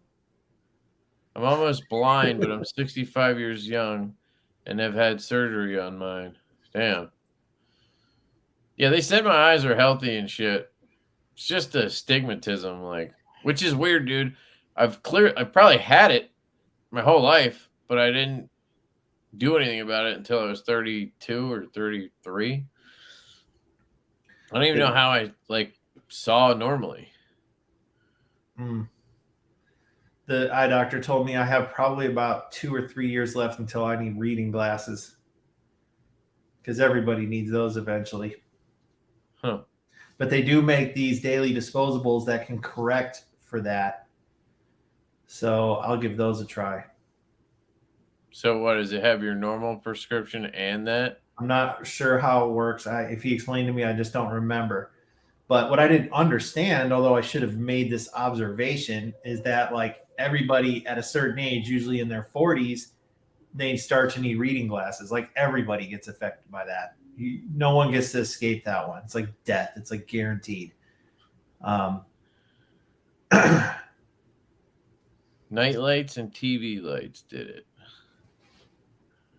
I have eyes like a falcon with one of those eyes covers on. One of those eye covers. Some people are like have incredible vision, like better than 20/20 vision. A buddy of mine has like 20/15 vision. Yeah. Well, those are the people who are like pilots or baseball players and shit. Exactly. They just see things more precisely. Troy said he has 20/20 vision. I'm thinking, well, I'm not surprised. Like, dude's a baseball player, so it's part of his natural talents. Yeah. That's probably why I started sucking ass at baseball when I was like 18. My vision probably just got worse, and I never did anything about it. No fireplace today. It's too hot. It's too hot for the fireplace. No longer the season. I never one-hand a slip joint. I'd lose a finger. I one-hand some of them. I don't do it too often with the Jack Wolves because I don't know. Like I just feel like I'm definitely gonna cut myself. So I go as low as I can, and then I'm like too low. Because I swear, dude, sometimes I do it and it like bounces down. I can feel it tap my finger and come back up. Yeah, but you don't need. Me. I guess it just depends on your hands. But like I can be way down here.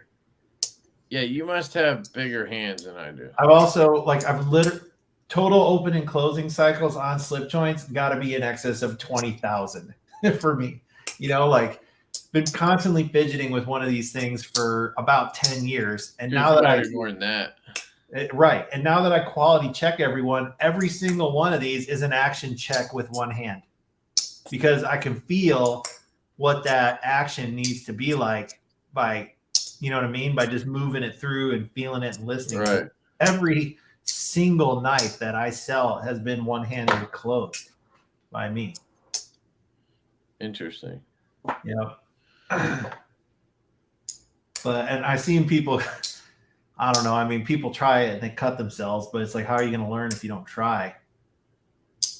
I guess, but you know, cutting yourselves with one of those is a little dangerous. It sucks. The gator this thing on your finger is bad news for sure. I don't encourage it. I definitely ask Brandon Thrasher. He's got like fucking crazy stitches from the low drag, I think. Yeah, he wasn't doing what we're talking about. He just had an accident using it.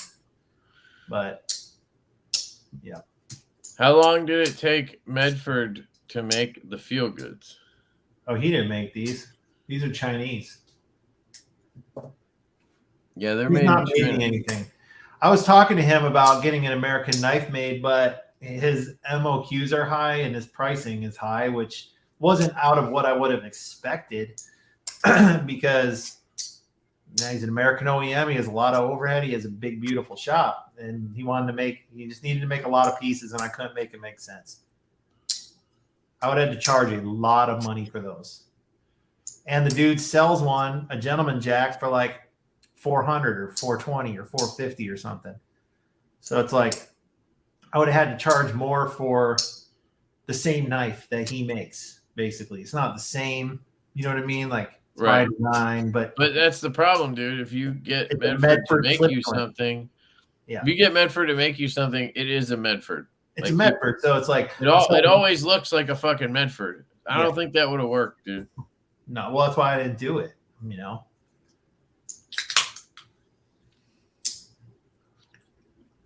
The action on these is sweet. Yeah. It is sweet. The long pull on these is sweet. It's like a mile long. I'm really happy with this. Me too, dude. I think it's a great one. This was hard to design. There's not a lot of room inside this thing, you know? And then getting the bottom of this thing right so it didn't feel like needles poking you in the hand. I hit a button. Yeah, at first I thought I felt it a little bit down here when I was, but what I figured out pretty quick was you just kind of rest it over your palm. Yeah. I'm right there with it. Yep. And just then you don't feel anything at all. Yeah, just avoid that corner. It's long enough at 3 3/4. You got what you need there. Right. I played with this, dude. I drew this at 3 1/2. Then I drew it at 4, and I was like, doesn't look right. Doesn't look right. I'm like, oh my God, another one at 3 3/4. And then I drew it, and I was like, there it is. Like, not gonna fight what works. Right. The height to width ratio, this proportion just worked. Making it shorter, it looked funny. Making it longer, it became too skinny, and then I stretched it out too wide, and then it wasn't a doctor's knife anymore. Yeah, you do, Ricky. You do need a Venom in your life, bro. You'd like that one, dude. The modern guys love my straight edge knives. You can reverse flick the Evo, Nord. Oh, you're talking about the mini Evo? I thought you were talking about the CKF Evo. That knife is dope. Yeah, this knife's cool. I just got it back from Kyle Coonley, who put an edge on it. Then it took me like an hour of fucking with it to get it centered and have the action I like. This knife is a finicky little bitch. Really? Yeah, but I got it. Like, I like it where it's droppy enough that it's kind of like gonna close on its own, but I don't want it loose enough that it's just gonna come down and hit me with that fucking corner because it'll crack your goddamn nail. So I kind of hold it on an angle and let it come down and then close it. So But yeah, I had to switch the pivots like 3 times. Fuck with the pivot collar. The custom scale just made it a little more finicky. What does the collar have anything to do with it? I don't know. It's fucking weird, dude. But if you turn that collar at all, it like didn't want to center up or like I don't know. It's fucking weird. It's a handmade scale and collar, so. Oh, I see.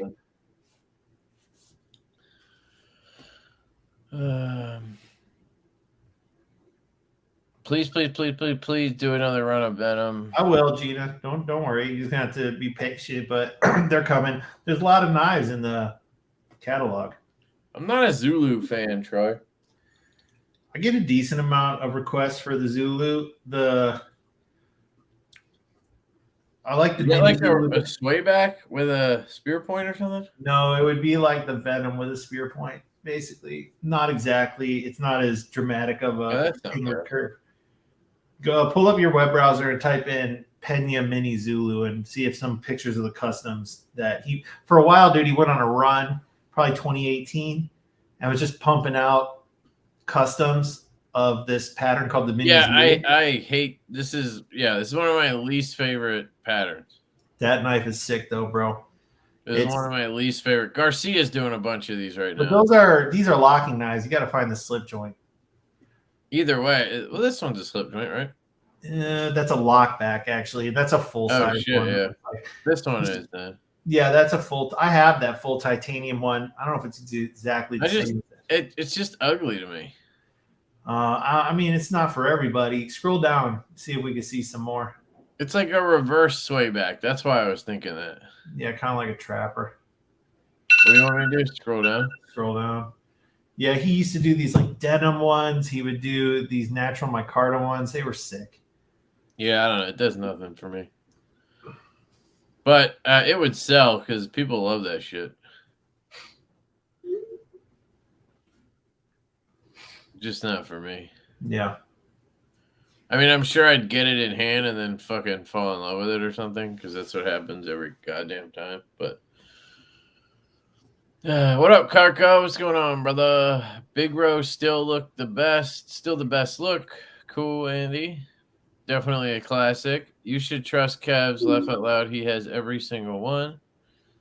Fuck yeah. I came late to the party. Hey, man, you can go back and buy them all. You can find them all if you really tried. I'm trying to keep this party going until we all need knee replacements, dude. So don't even sweat it. Well, that's gonna suck because I'm gonna run out of room. What am I gonna do, dude? I don't know. You'll have to sell some, give some away. Fuck no. Get a roll. Dude, I'm gonna die and my kids are gonna be like, we gotta fucking deal with these 8,000 Jack Wolf knives. Yeah. It's been 40 years. Right. And there's been 12 a year for 40 years. How many is that? That's a lot, dude. 10 a year would be 400. So yeah. And I buy multiples. I would probably have like 600 fucking knives at that point. Yeah. I mean, maybe at some point I stop sending them out, but I don't see that. I mean, I would still buy them. That's true. Someone said, is there a pattern you have struggled to adopt? Yes. You gotta put me on the lifetime list, bro. Yeah, right? So I've tried on more than one occasion to do like the GEC 35. So like an equal end cigar, kind of like a kind of like a wide with curved at both ends. Every time it would look good the way I see it in my mind, but every time I would try to draw it, and this was in the past, like I gave up on it. I gave up on this idea, but I was trying to draw that pattern, just basically like an equal end cigar that's kind of wider. And every time I would draw it and get the pivot screw like where it needed to be, the freaking blade came out like so short and it looked terrible. And I had to crumple that up and throw it away. I tried on like multiple occasions. And eventually I was like, I don't think that one's meant to be, not until I get better at designing. So I don't know about that. And any derivative of that, like I get a lot of requests for an elephant toe. And then, I'm starting to warm up to the idea. or like a sunfish. But I don't know if I can get the proportions right and get the blade to handle right on that. So we'll see. What are they called? Finch did an elephant toe, and it was pretty popular. So that gave me a little. They did a buffalo toe, right? Did they do an elephant too? It's an elephant toe. I mean, that's another one I hate. Yeah, you know, you have a narrow band, but you know, at the end of the day, these are traditional patterns people want to see, and it's an opportunity to expand my catalog. But as you can see, I haven't done that stuff yet because I'm conservative with it.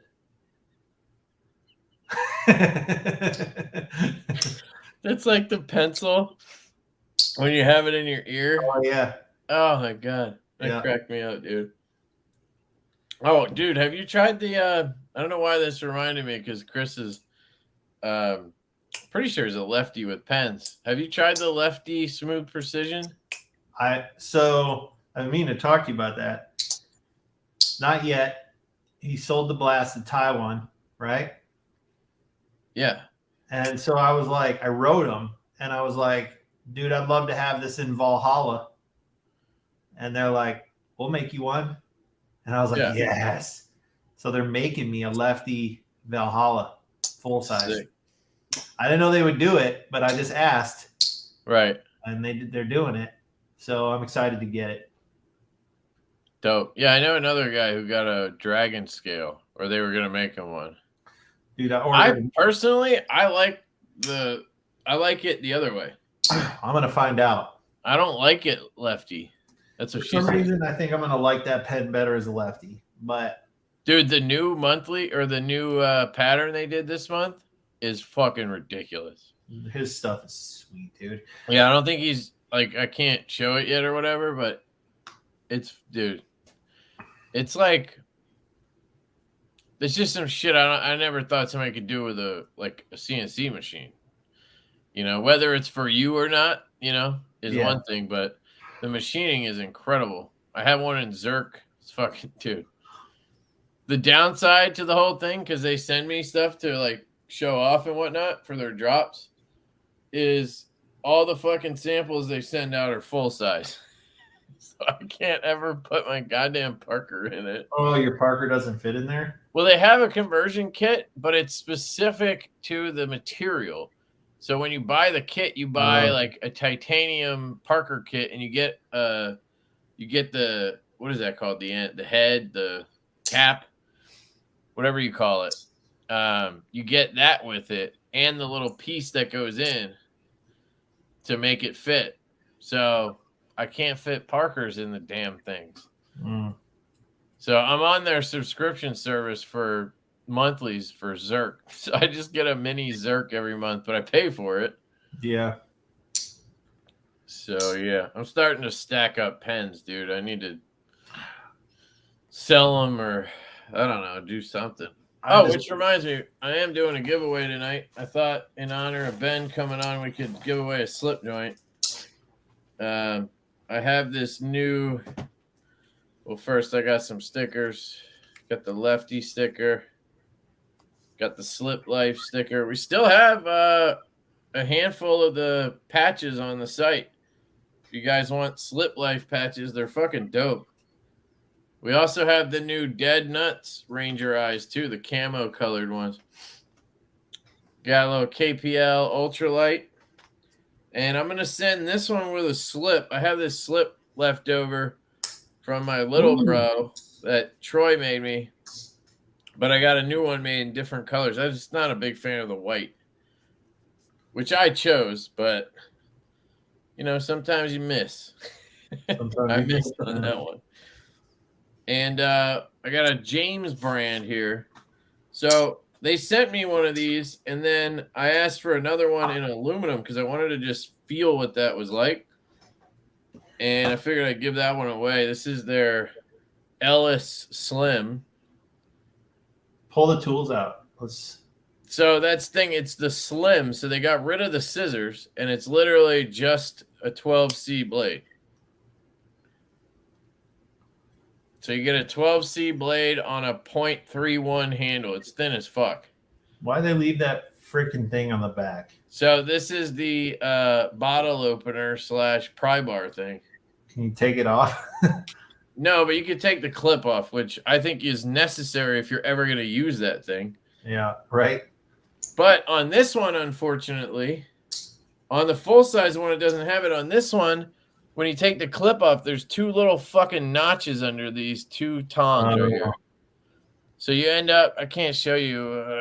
It's recessed. It's dished. Yeah, you end up with these little lines. But this one's the canary yellow. I'll be honest, it kind of looks like piss gold. It's boarding piss, dude. But if you can get over the fact that the half stop is basically non-existent, I've given them that feedback. Like, it's there, but it doesn't like hop to it. The spring isn't too bad. Like, you'll see when I close it, it pops pretty well. And when you open it, it's not bad. And for some reason, if you one-hand it, like, sometimes it'll click a little bit. It's weird. But, like at the half, I mean. The one cool thing I found on these is the stop pin is not a full pin. It's like a quarter or a half a stop pin nub that comes out the side. It's pretty interesting. How is it staying in, I wonder? I don't know. I took this apart because it's another reason I'm giving it away. If you look down at the bottom, which you won't be able to see, let me grab the machining, like something got fucked up in production. I don't know if you'll be able to see the black fucking just like marring along the spring. Do you see that? Yeah.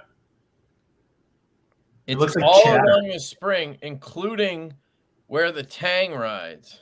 Can you see the nub? You see the nub in there? Oh, yeah, definitely. So when I got it, it was like super fucking gritty and nasty right here because that tang is riding on that. So I took the thing apart and I tried to like polish that a little bit or just like clean it. And I got it out. So there's not any grit anymore through here. It's That's just good. not a crisp half stop.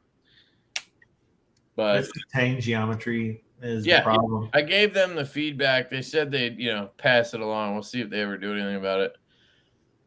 The original one, the Ellis with the scissors, I think is kind of cool because it has scissors on it.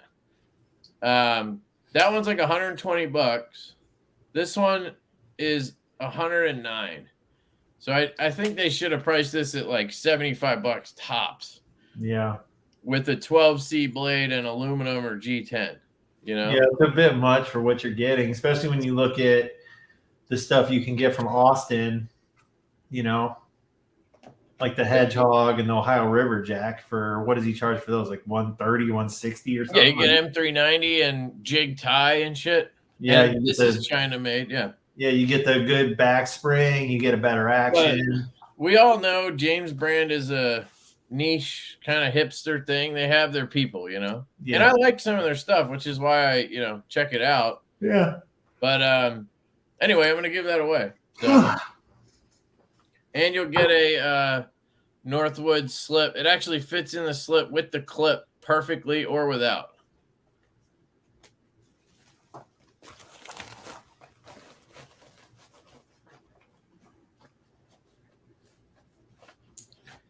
So that'll be the giveaway. What time is it? 11:12. We got a little bit of time. Yeah, what up, Blade Banter? How's it going, man? My prescription is still pretty low to the point I can forget them and still function.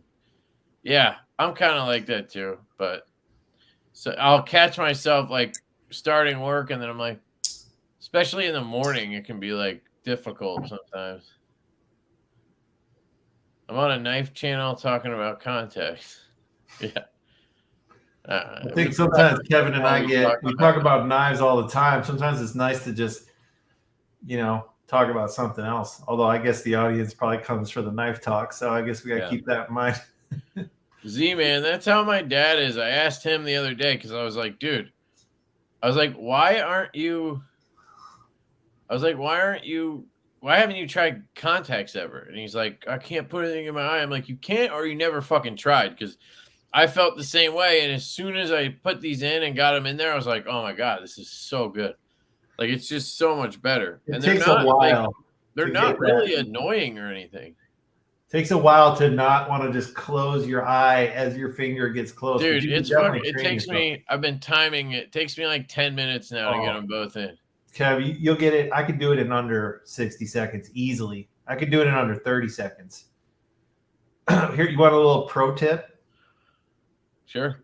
So you get you learned how to tell if they're inside out or not? I mean, I can just tell because it's like, it actually like is cone shaped when it's fine. The way the edges curl. Yeah, it'll be like kind of floppy. It's easy for me to tell. The edges kind of turn out just a little bit. I'm OCD. I got that part covered. So, and you'll know when you put it in if it's backwards too. Oh yeah, you feel right. But when you got it on your finger and it's like a little, a little bathtub or whatever, put like 1 drop of, just like re-wetting drops. Put 1 drop of liquid in it, so that way when you put it on your eye, you have like a wet barrier in between your eye and the contact. And when you blink, it'll just squoosh it out. But I get a better experience with 1 drop. I just take the juice out of the, you peel the thing back and it's in the juice. I just tap like 1 drop of juice in it and then boop, and it's in. Huh. I can do it just like this. I don't even have to do the 2-hander anymore. Just boop. Because your eye doesn't close automatically. Doesn't close. I just 100%. Zero flinch anymore. Huh. Yeah, that's my problem. Right? You can see like my eyes are always kind of droopy like this. That's my problem. That's just naturally like how my eyes are. So I like have to drag this shit up. I'm like, yeah, you gotta you're kind of like lean in like super close and I kind of like watch it go in. And then I can tell that like my eyeball is like looking up. Yeah. The contact is low, so I look down real quick, and then it kind of like sucks into the iris or whatever, and then it's like good. The other way you could do it is don't use the mirror. Like turn away from the mirror and just look straight ahead and then watch it come in. Watch your fingertip approach your eyeball. Yeah? Yep. That sounds harder. I'm just throwing knowledge bombs at you. What you want? That'd be a good skill if you didn't have a mirror. You don't always have a mirror. Here's the worst thing: you're driving, and all of a sudden you have like an itch, and like pop out it goes, and you're like at the red light, and you're like, oh no, and there's no solution. There's no nothing. It's like I got 1 chance to get this in my eye because if I drop it on the ground, I'm driving home like this. Well, yeah. See, I wouldn't have that problem because my eyes aren't that bad. It's my biggest nightmare. But yeah, sometimes you got to do the real quick bop, bop, bop. You got like before that light turns green, I got to get it back in. Oh, it's brutal. You sound like a pro, bro. I'm telling you, I've been wearing them. Well, what year was I in 7th grade? Like 1993. So it's been a while. Yeah, what up, Donnie? 30 years. Come in. What up, Donnie? Every day for 30 years, pretty much. Yeah. Do you want to give Donnie a shout out? What up, Donnie? Yeah. So, you guys don't recognize Donnie. He is been doing my social media for 4 months. So if you notice Jack Wolf's social media get 100 times better, he's the reason why. He's an everyday fixture in our Facebook group, Jack Wolf Knives Worldwide. And by the way, if you're not a member, please join. We're up to 800 plus people now, and we have a really great community there. No BS, just a good time. And starting basically in July, Donnie's coming to help me out full time, and he's relocating to Phoenix, him and his wife. That's fucking awesome, dude. I'm so thankful. I'm so grateful. We have a great working relationship. We both he picks up everything I'm putting down super fast. He's extremely intelligent, has a good eye for what works, and he understands like you guys because that's how I met him. He's a collector. I met him in the Lefty group. He asked me about one of my knives in the Lefty group, and we made friends before any kind of talk about social media ever started. Like he's a knife guy, so I'm super excited. It's a huge opportunity for both of us. Yeah, and we're having fun. And we're hoping you guys are liking our memes. We got our memes on Mondays. Yeah. It's been really fun. Fun to do something that's, lighthearted and funny. And Yeah, those are good. I enjoy checking those out Mondays. They're fun. And I made one myself a couple weeks ago. It's when you sit down to start making them, at least for me, like the ideas come flooding in because we live and breathe this stuff every day, Right. So the material's all around us. All right. Well, congrats, Donnie. It's awesome. And I think you got a good dude there, Ben. Donnie's a good hiring. dude. I'll tell you what, not right now because I just did, but I want to grow the company. And so I'll need people down the road. Probably the next thing I would need is like someone's going to be in spreadsheets, in QuickBooks, like doing computer stuff. That's probably the type of person I would need next. And they probably have to be local to me. But yeah, that'd probably be, I don't know this for a fact, but where I would probably need help next would be someone basically like an administrative or executive assistant person with high competency in numbers. Accounting, basically. Yeah, accounting, but like keeping track of inventory and shit like that. Yeah, or just like, got to order materials from vendors, got to make sure everything's scheduled. There's a lot of coordination. There's a lot of coordination with vendors. And then there's keeping the accounting updated. There's a lot. Eventually we'll get there. Gotcha.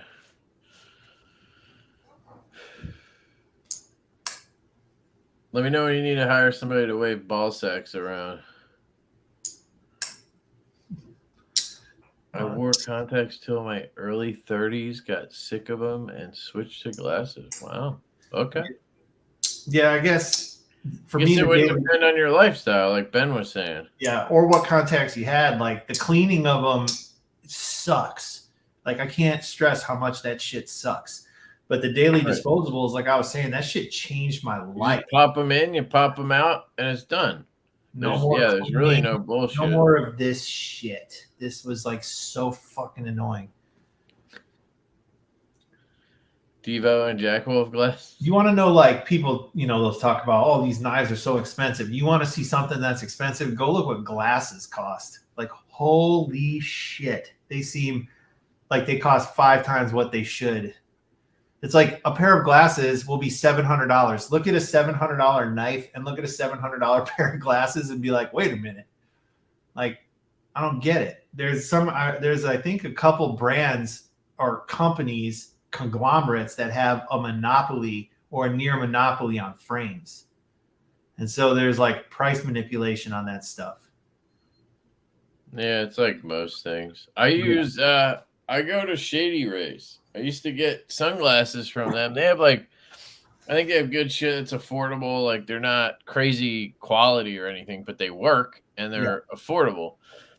And they have a cool program where if you drop them or break them, you just pay like $15. They replace your sunglasses. So when I got glasses, I went through the eye doctor because I didn't know that's dumb. They're just fucking charging you out the ass basically. So I got frames there, and the first ones I got were kind of metal ones on the side with a little plastic end, and they were so uncomfortable. I found out real quick that I needed just plastic stems or whatever. And I checked out Shady Rays, and they have I think they're usually $200, and I get blue light, I get anti-reflective, I get the polycarbonate lenses, I get the whole shebang. And it's $200. They start at $84 if you want to be cheap and just get the basic lens with no coatings or anything.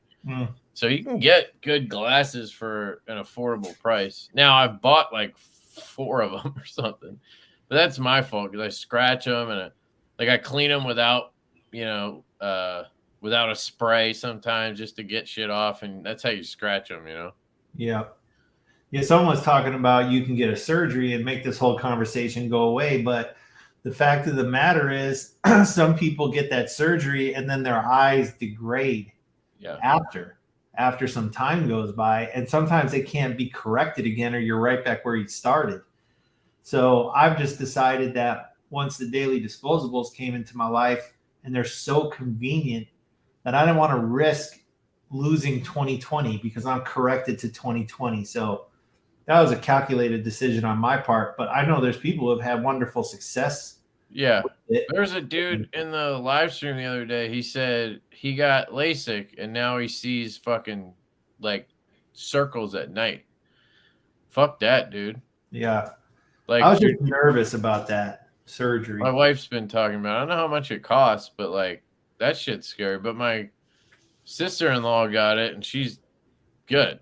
So like I get it. I don't think I'm at that point yet though, and I don't know if they can correct an astigmatism. Like I feel like it would just because it's not actually something with your eye, right? It's like the angle of your eye or something. Like the surface of it.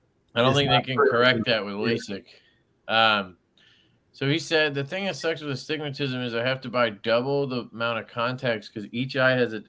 I thought that was just normal that everybody had different prescription in each eye. I'm the same in both eyes, which makes my life easier. But you still need to have 2 lenses a day, so I don't know. But you still have to buy 2. Yeah, I don't get like when I just went online to like see how much I got jacked at the eye doctor. They had it where you order left eye, right eye, and you put the prescription in. So I don't think it costs more doing that. And it was actually more expensive than the eye doctor, which was nice to see. I have 20/10 vision. For real? Like for natural? real? Or is that just when you eat your gummies and then like when you put those mushrooms on your pizza? You sucked ass regardless, Kev. Oh, I got -20 vision.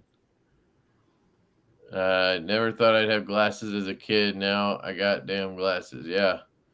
I never thought I needed them, but I think I needed them the whole time, and I just didn't fucking like. I just got so used to not having them, it just seems normal. You know. I took my son. So my son, he was starting to indicate that he might need glasses, but he wasn't like really clear about it. You know, I don't know. I couldn't read this. I couldn't read that. So I take him to the eye doctor, and he's sitting in the chair, and the eye doctor puts the letters up, and he's like, "What does that say?" And my son's like, "Diamond house." He's like, "Waves," and I'm looking at him. I'm like, "Are you joking?" You know? He's like, "No." He's like, "That's a diamond. That's a house." And I was like, "Holy shit, you need glasses bad." I'm like, "Those are huge letters." And we were just laughing. He's on the track to have eyes like mine. It's genetic for sure. I'm sure it's going to be worse as it goes on because the amount of screen time these kids have. Like, you try not to have them, but like, I don't know. It just seems, I don't know. It's not natural. It's definitely not how we evolved to over time. Man, I have the same problem, dude. Yeah, I have a weight problem. I can't wait to eat. 58 minutes? Or you could say, did you change your name? Q-Ball's Cutting Corner? Change that, didn't you? You could say I'm on a seafood diet. When I see food, I eat it. Hell yeah, Q-Ball. 2 ponies, baby. Go pick up your ponies, people. Need to sell those. I tried closing Jack Wolf. I'd lose a finger and stub my toe all at once. That would suck. I think you meant one-handed. Yeah. Someone asked if I'm making a budget Jack Wolf. I'm open to that. Yeah, like what Pena did with the Apache. I don't know if I would do it the same way he did, but like, see, I'm interested in the idea of having an offering at a different price point. It's like what that looks like. There's got to be some work to figure that out. But I see from like, just put my business hat on for a second, right? If I put my business hat on, it seems to make a lot of sense to have something at the 300 and something sub 2. Well, and you could also do one of the 5 is like Damasteel or something. True. But I think But yes, you're not wrong about that. I mean, that's certainly right. That's going up market. Well, I know, but that's what we're talking about, different levels. Yeah, but I think both would be ideal. You know, like how much, we've talked about this before, but like how much would it knock off if you did G10 and 14C? I have no idea. That's the thing. Like it's the devil's in the details with something like that.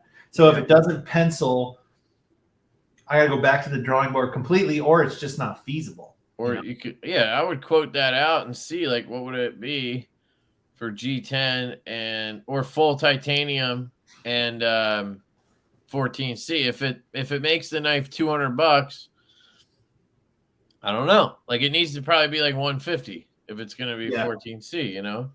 Yeah, it's got to be sub 200. And I don't think that's where, for me, when it comes to these knives, like we've been kind of working on the Divo, the Stout 2.0 or V2, and it's like you think about that stuff, and it's like, well, how much does it cost if I do 14C? Well, okay, so now I can, instead of 250 or 275, I can do, or 350 or 375, I can do 250, but I have, you know, milled scales, fat carbon, and all this shit, and it's 250, but it's 14C. Nobody's gonna fucking spend the money on that. Yeah, you got to get. They're gonna say it's just 14C, and then it's like, well, that's what you asked for. So now I got to get rid of the milling, the collars. I got to do G10, and now I have a budget knife that's, you know, $120. Right. That I didn't want. You know what I mean? So yeah, that's where you got, like, is it worth it is the question. Hi, Danielle said, is Tiffany blue an option for camo or fat carbon? I think it would look amazing. So we did Brittany blue on the Javelina. I've got one right here. Jesus. I'm skipping all the way ahead, guys. I'm 30 minutes behind. Yep. So that's as close to Tiffany blue, I think, as we can get right now. The Arctic Storm. This is Tiffany blue. Brittany blue. Yeah, but that's correct, because they're not allowed to say Tiffany. Correct. But so also the Benny's clip in Arctic Storm has that light blue in it too. It's just got different shades. I don't have that one here. Some people would not experience a difference with 14. Yeah, but that's not that the amount of people that would bitch about it. It's the perception is the thing. Hey, Cue Ball, I'm down to hook up with you guys. I just need to know a little bit in advance when you're going to do that. Email me at support@JackWolfKnives if you know. Because if you tell me like a day or two before, that's going to be tough for me.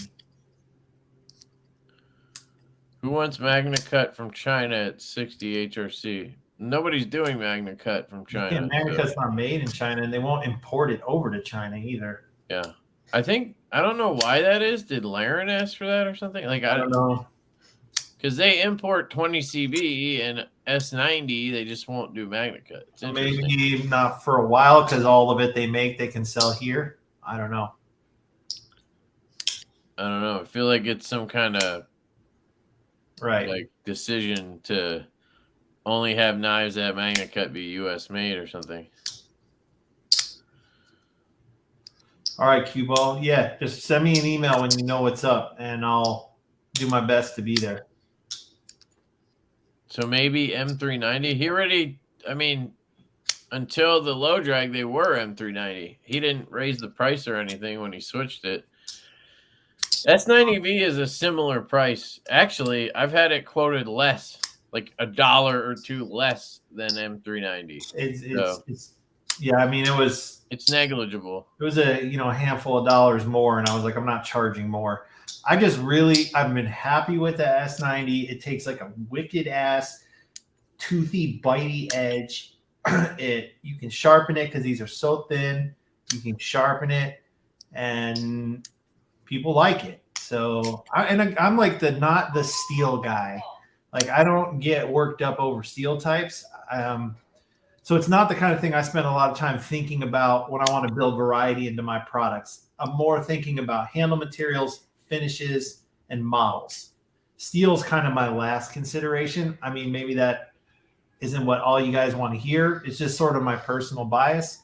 I mean, every knife I owned, aside from a couple of modern folders, everything was 1095 if it was a GEC, or it was CPM 154 if it was a custom.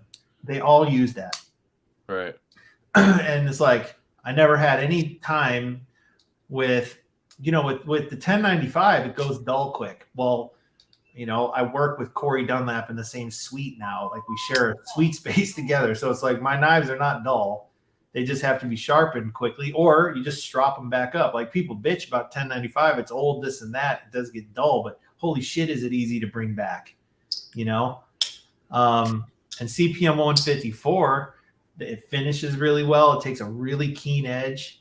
So I never had any neat reason for all these super steels, personally.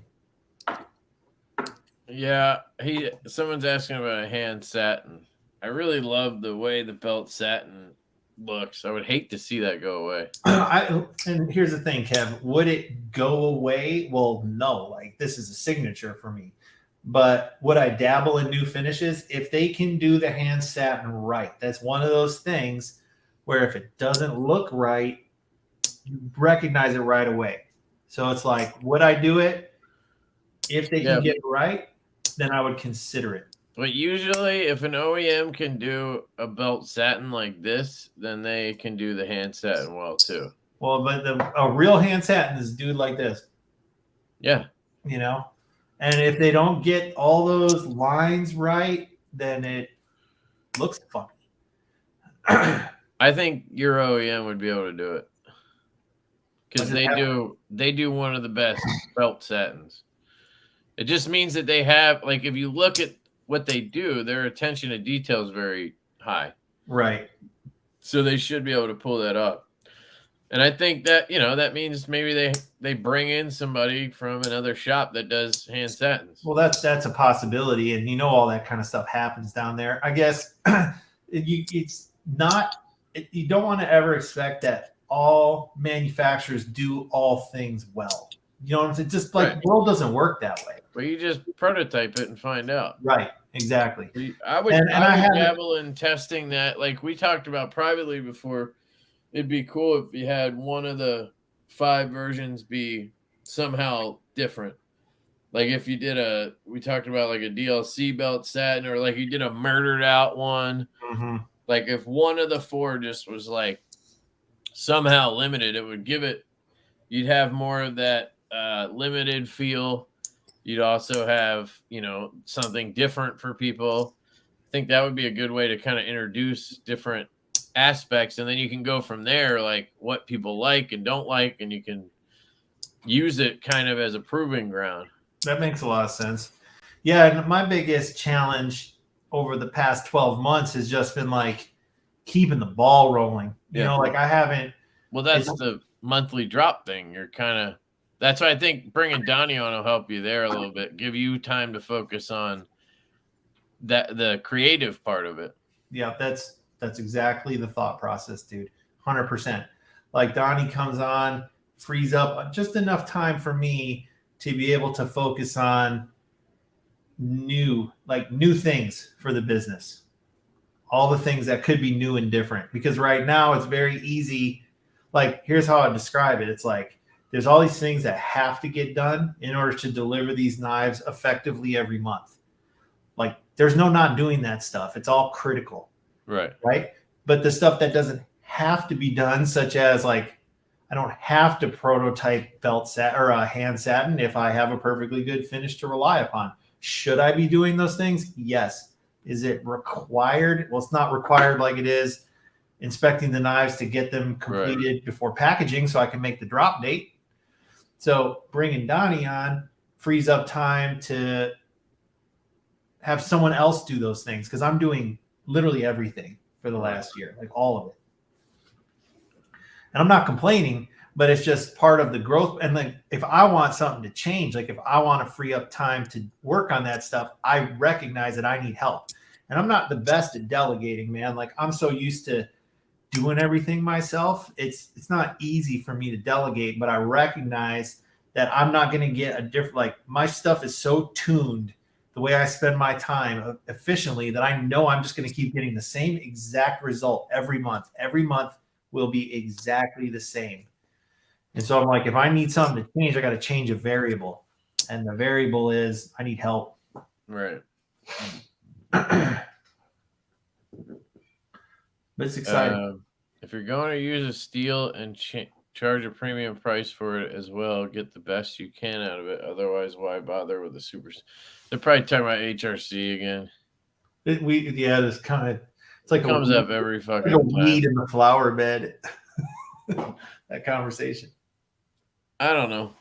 For me, it's like if optimal is 60 or 61 and the range is 59 to 61, I'm like, whatever. That's cool. Someone's asking for tool steel. That's another one of those things, Ant, that's on the table. Patina. Fucking hate the idea of that. People want patina.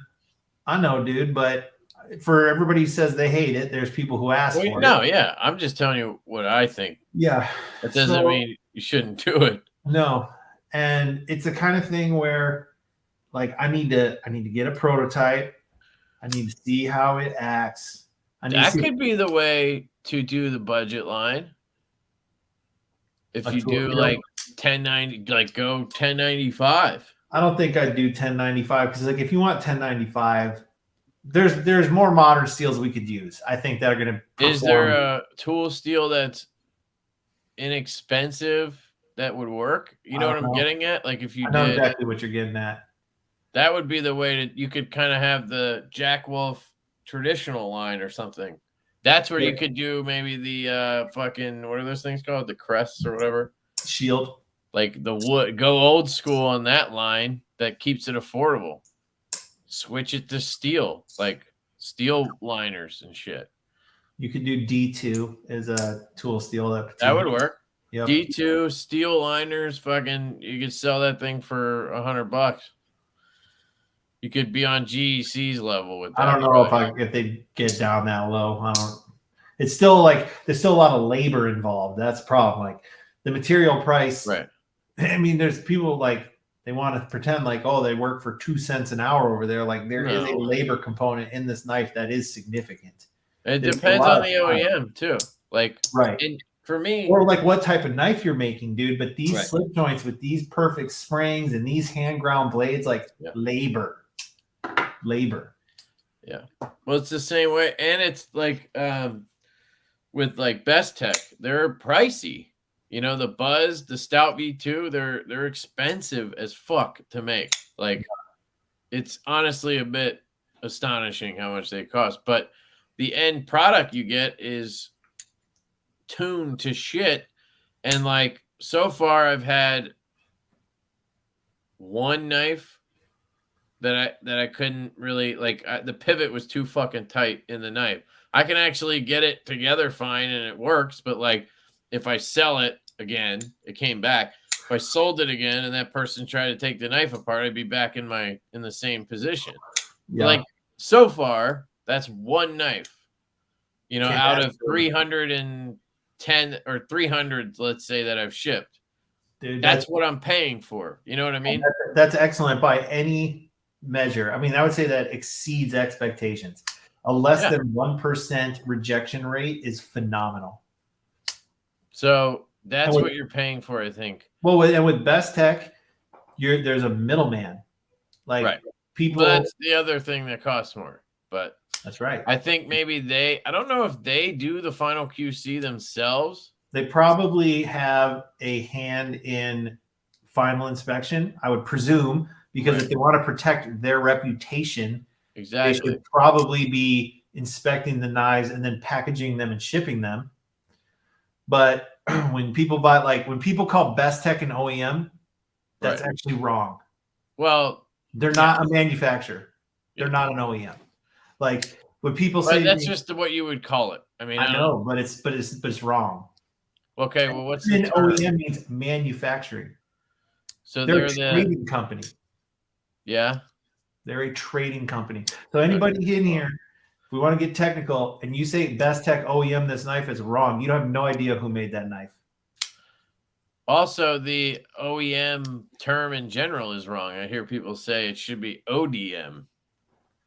The OEM is original design or something manufacturer, because an OEM means like they're making you parts and shit, that kind of stuff. You're getting fully assembled products. Yeah, it's a contract manufacturer is the correct term. So, but we all know what I mean when I say OEM. I know, but I guess where I think people get misled on Best Tech specifically is they think it will be higher end. They think Best Tech made the knife, but Best Tech is contracting with assumedly multiple factories in that town to pump out the volume they're doing. And so they have strategic relationships to go to meter out the work and to bring projects to specific manufacturers that suit them. And so they play a vital role, but like Best Tech did not make a single knife. Oh, and so I laugh when people find that as an acceptable answer. Like people who want to insist on knowing who the OEM is, like as if it matters, because it really doesn't. But like they find Best Tech as an acceptable answer, but it's like, why is that an acceptable answer? It's the same as Divo knives, calling Divo knives the OEM. Divo knives is the one who sold it to you. Best Tech is the one who sold it to Divo, but neither of those parties made it. It's interesting. Yeah, but that's just, I don't know. Because it's what people the easiest way to explain it. I agree, but what it really for the people buying it, that's all they need. The only reason I fucking tell anybody who's making it is because to the consumer it means something.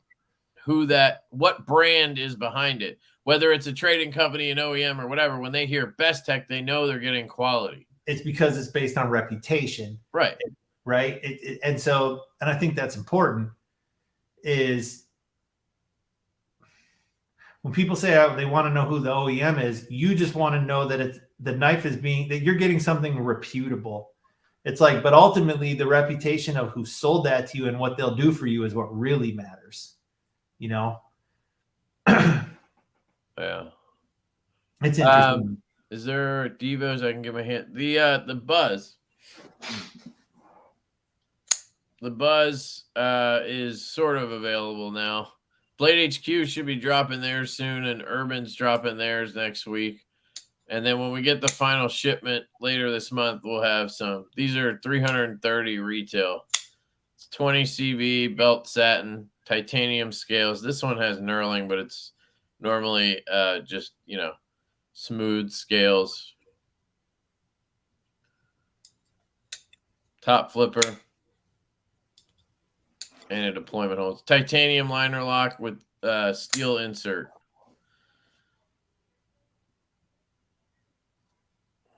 Best Tech or whoever the fuck did a great job. It's factory 1, 2, 3, 4, 5. Like it literally doesn't matter. What matters is, are you satisfied with what you bought? Like that's all that matters. It doesn't matter. Yeah. But as a consumer, it does matter to me because I'll make a decision based on it. I'll make a decision on if I think it's worth the asking price. I'll make a decision on whether I think I'm going to get a good fucking knife or expect it to be half-assed and have to deal with problems. That's a preconceived notion based on previous reports and experience, but that's not necessarily a logical way to judge the item. To judge the item, it should be just judged on its own merits. Now, but not if I'm spending $400 to find out. Well, that's the problem is you don't have it in front of you so that you can look at it. Like, I understand that. That's why people find that information valuable. But even if like a reputable shop, they can still lay a turd. You know what I'm saying? Oh yeah, and they do. Yeah. So it's like it's not the end all be all. Right. But it's important information for the consumer, I think. In my opinion, it is. Looking from your angle, I get why you don't disclose. And I would just say, like, when people want to consider my knives, like, if you can get one in your hand, look at it. If you know someone who has one, ask them what they think. If you don't want to trust the YouTubers because I gave them for free, turn the volume off and just look with your eyes. Like they can't, you know, like if you're showing off a knife, doesn't matter what you say, the knife is speaking for itself. Right. You know, I just think items, it makes the most sense to judge something on its own merits, I think. Like in life, not just with knives, you know? Like you can make a more critical decision if you don't let preconceived notions necessarily cloud your observations. And if that makes sense, it's a philosophy, Sure. I guess. It's kind of a thought process. But Sometimes you can talk yourself out of something really good because of what someone else said. You know what I mean? for sure. That's literally what I do.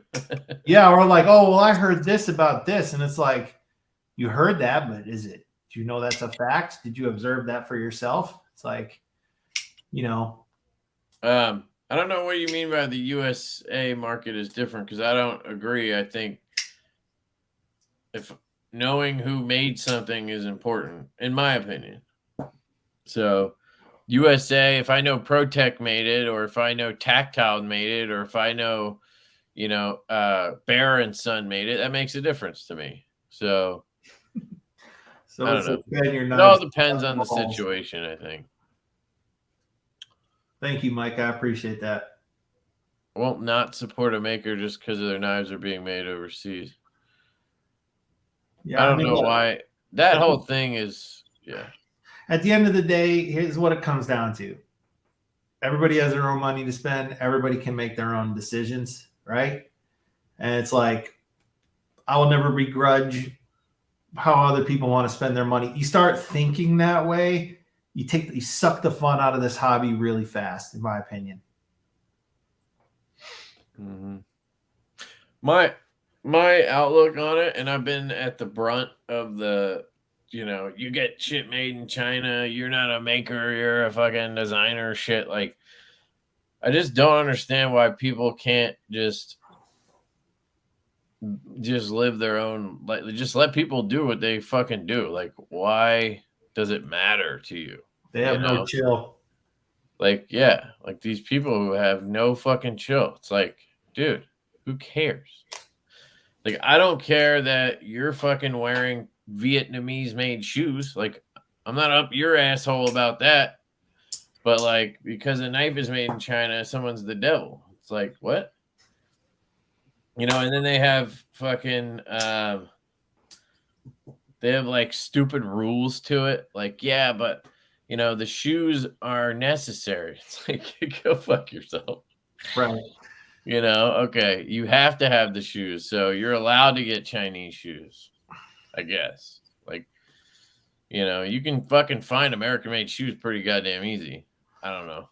So at the end of the day, it's like the easiest thing to do is just not worry about how other people want to spend their money. Like, if you don't sweat that, you will be way less aggravated in your life. You know, it's like, man, if I'm not worrying about how Troy over there is spending his money, I just figured out I'm not nearly as frustrated. Maybe I should just worry about myself, you know? Yeah, I challenge anyone to tell me they bought all the stuff they bought their kids for Christmas and family. 100% of it was made in the USA.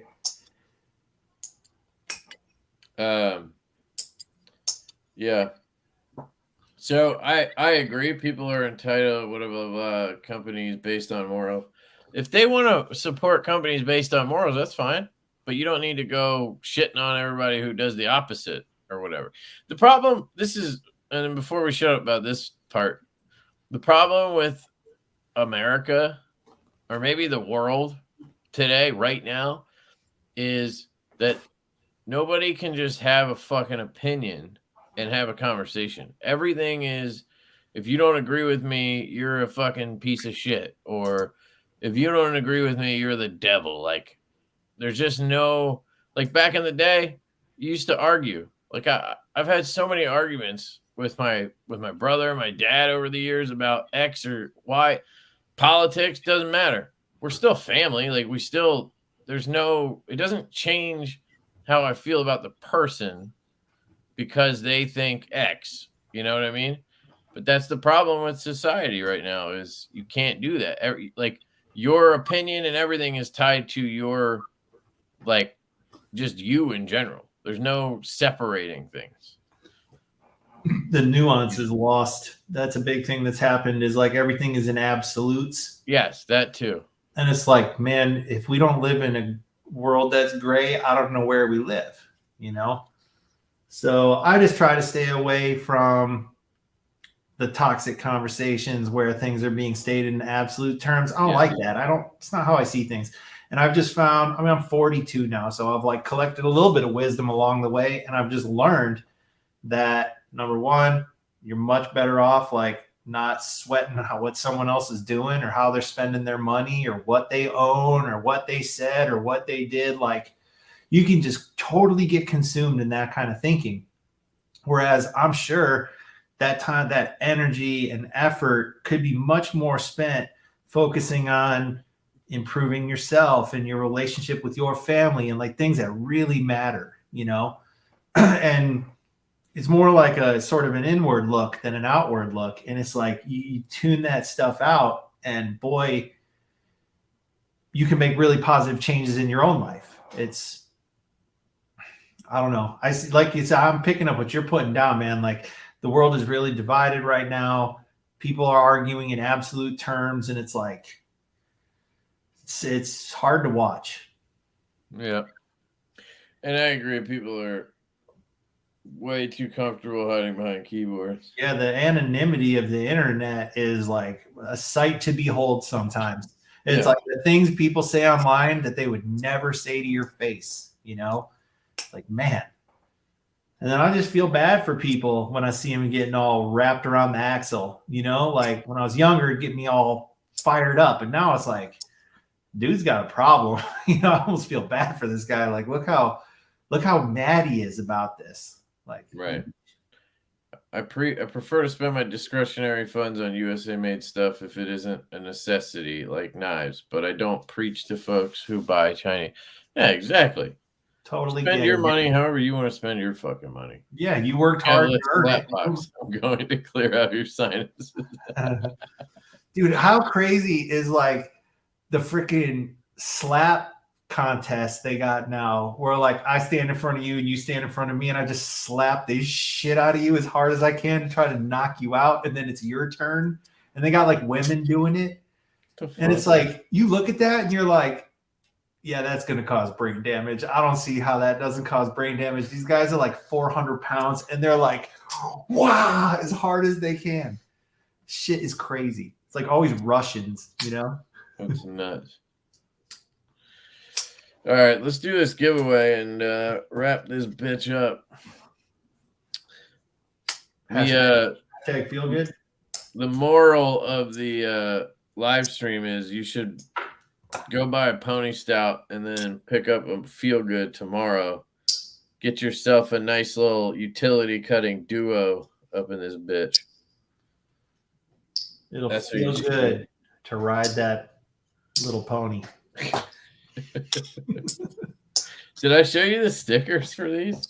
I saw it in your picture, the My Little Pony Stout sticker. Yeah. I love it. It's amazing.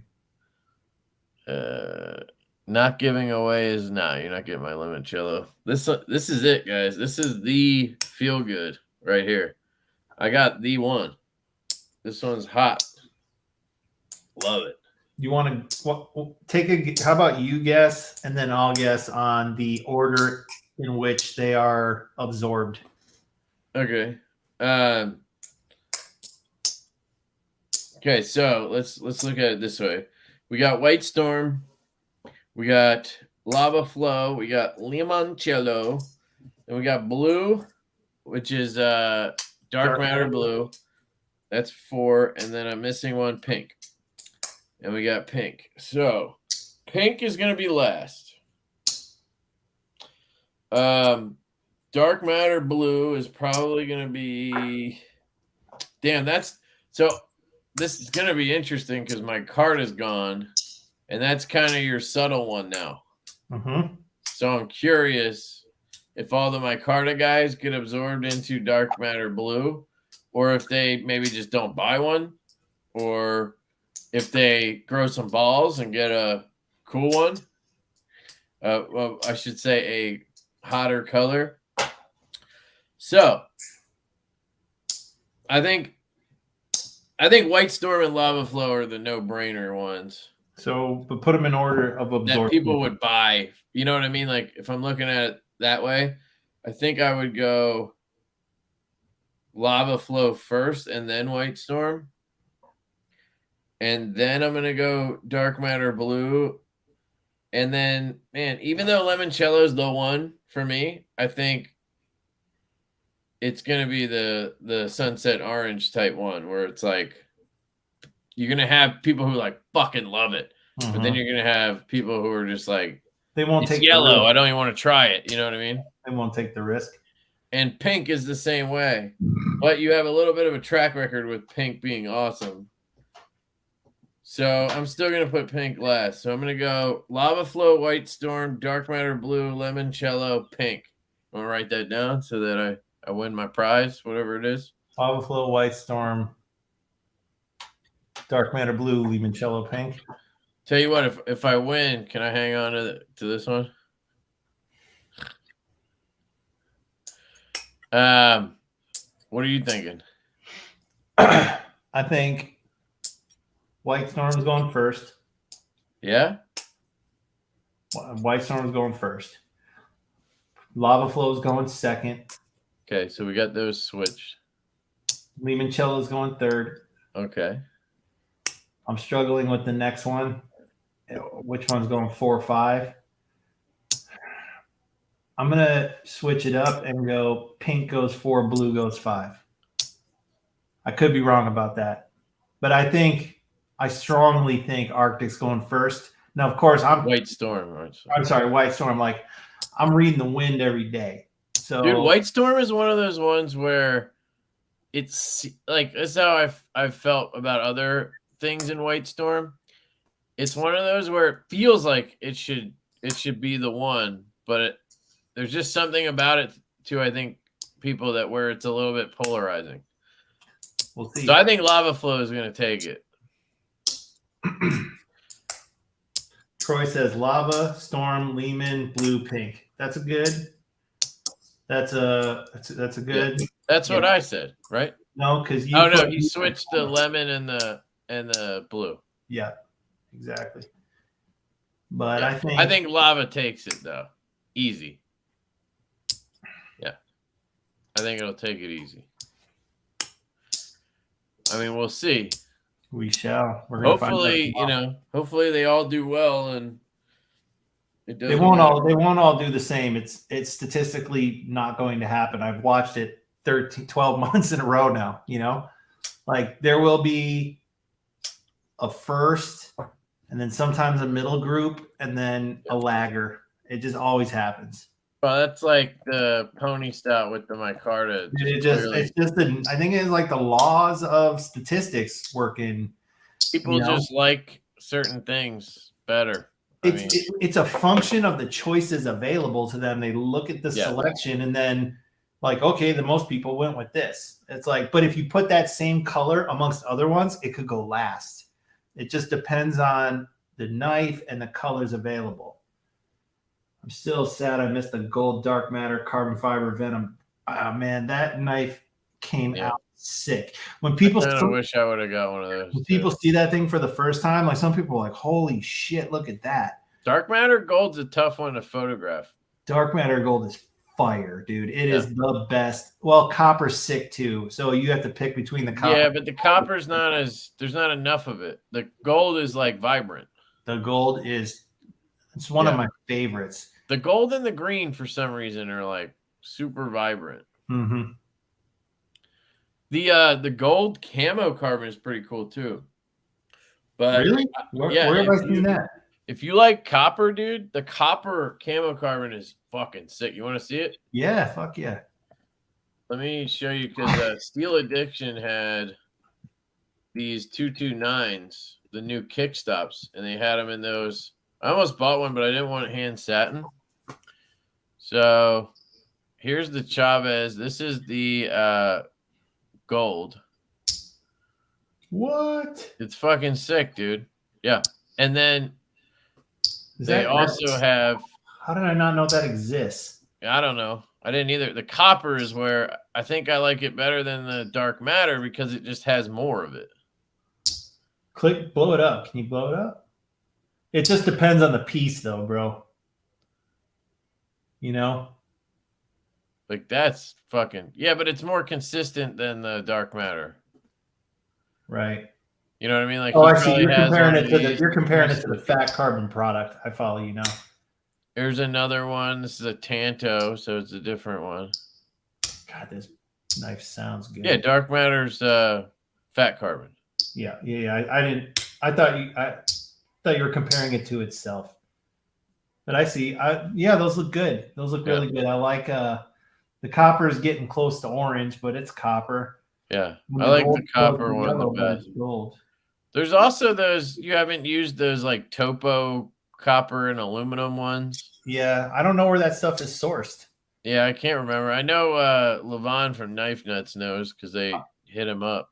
Oh, really? I like the Kaladin in the copper. Like that shit looked good. That's the one he sent me. And Donnie has it because we were making content with it. Sick. Yeah, the copper stout scales are sick. The aluminum I didn't like as much. Like visually I like it, but like the actual material I didn't like as much. Man, these things just sing, bro. They sound so good. I'd never get tired of this ever. Yeah. Way more fun to fidget with than any locking knife. Fight me. Yeah, and I actually think 450 is a great price because the kickstop in full tie is like 410. Like you get camo carbon and you get like you get a hand satin and pimped out frames and stuff for $40. That seems really good to me. Man. Cyborg is nah, dude. The big bro to me, I think, took over on that. Let's get some Cyborg music going. So here's that's a Cyborg, and then this one has a really loud slap on the close. Yeah, but this big bro is just gnarly. God, listen to that. It sounds like a bag of change when I open it. It's fucking epic, dude. And then when you get the double click going, it's so or good. on the double open. Yeah. And they'll never sound like these if they have a stop pin on the inside. Right. Just saying. People say, why don't you put a stop pin? Because this is why. It's got to resonate. I don't know why you need a stop pin. You don't if you design it right. Right. And they execute it. Yeah. That's right. Design and build. The family's growing, dude. The family is growing. Yep. All right, let's do this giveaway. GA Dub. Who's here? Let me see. Who's here? Ah, Ricky. All right, we'll hit up Ricky's channel. So I've been doing these instead of doing the giveaway picker thing. I do. Hold on, let me just How many people are in here tonight? I don't have the browser open. Do we have 80 plus people in here tonight? He just did a feel-good video. Perfect. We had like 120 earlier. Hell yeah. Oh no, right now we do. Yeah. That's cool. So here's what we're gonna do. I am going to go back. Give me a second. Just take a second. Set it up. Yeah. Oh, I might still have the yes.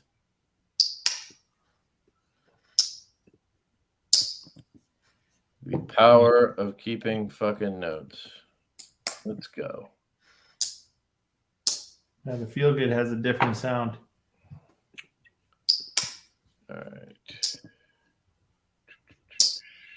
So what are people putting the numbers in the chat for? Explain to me how you do this giveaway now. No, they're not doing numbers. I don't know what they're doing.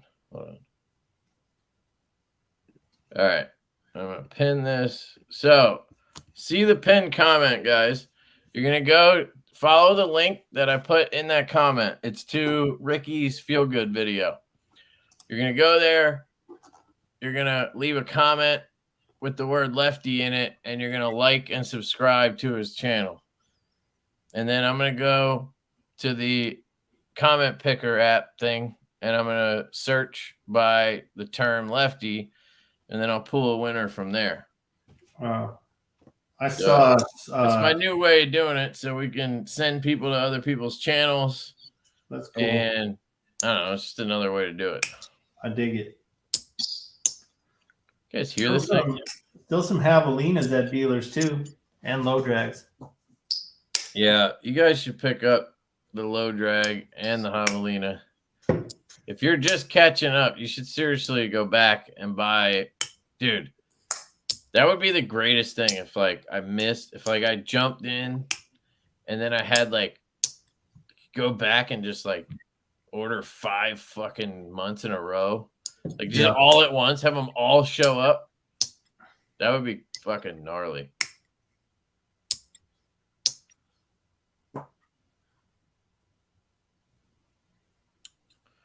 Yeah, we'll give them a minute to go do it. Usually you see a big drop off. So like we drop down to like 80. Because people are leaving to go. Yeah, which is good. Yeah. Which is good. And I think I stole this idea from Brandon. What up, Brandon? That's who I was going to say. I saw under one of Ricky's other videos, I think it was one of Ricky's videos, people doing the same thing. But I didn't understand why, but now I know. Yeah. That was the rules, right? Yeah. The rules, it's in the pinned comment. Yes, James. What up? No, caps doesn't matter.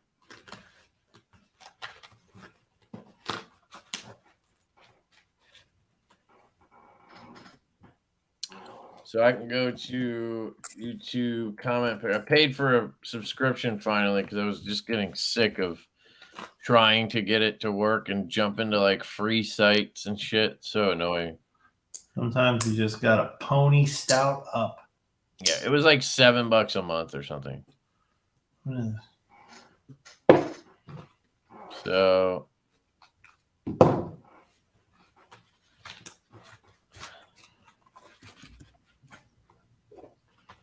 okay, I'm going back to watch that for a second. Hold on. We gotta see this. Dude, Blade Show is gonna be sick. Yeah, Blade Show will be sick. All right, good this year. We make lemonade, but when hold on. life hands you lemons, you normally make lemonade. But when life hands Ben over at Jack Wolf Knives Lemon, he goes ahead and comes out with a banger knife called the Feel Good Jack in limoncello. I mean, look at this thing. Look at the blade on this. I just wanted to hear the beginning because of the lemon thing. The puns with this one. Lots of puns. All right, so I'm gonna drop the old Linkaroony in. I'll filter duplicates, and then I just put the word Lefty in, and we can pull it. See how many we got. 84. I'll give you guys another minute or two, and I'll recheck. So you just go to that video. It's pinned in the comments. You leave a comment with the word Lefty in it. Lefty sent me, whatever you want, and you subscribe to Ricky. I did, dude, when I did the 15K giveaway, I had like 300 people there, and I did this for every package. I did 13 or 14 packages. And I hit 13 different channels. But YouTube like scrubbed like all of it. Really? They went back and fucking like scrubbed them all. So I'm hoping just doing one will somehow. It's the amount of comments in the window of time that are duplicative. I bet you how the algorithm. Well, they're not. They just have the same word in them. I think it's the fact that the people go, subscribe, leave a comment, and they don't watch anything. Oh, so you're saying it rubs off all the ones that don't watch like a minute of the video or something. They scrubbed the subscribers. I thought you meant they scrubbed the comments. No, they scrubbed the subscribers. That so like sucks. there was dudes who got like there was one guy he went from like I don't know 300 to like 500 subscribers, right? Well, they scrubbed him on. He ended up with like 350 or something. Yeah, Like they took 150 of them away. they tripped. They're like, I got 150 and lost 145. Dude, what a tease. I don't know, but at least those 300 people got to see your channel. Like, so it's your job at that point to Dude, get them remember, to come back. you ever see those messed up videos where like someone records the lottery results from like 2 days ago and then they go buy a ticket that matches that number and they like give that ticket to their friend and then they show them watch the tape and the people like lose their mind because they think they won the lottery. That's like, it rips my heart out to see stuff like that. Like, how could you do that to somebody? Yeah, that sucks, dude. Oh, it's unbelievably cruel. And sometimes they'll say stuff that they immediately regret, but that's how these guys felt when they doubled their subs and then lost them.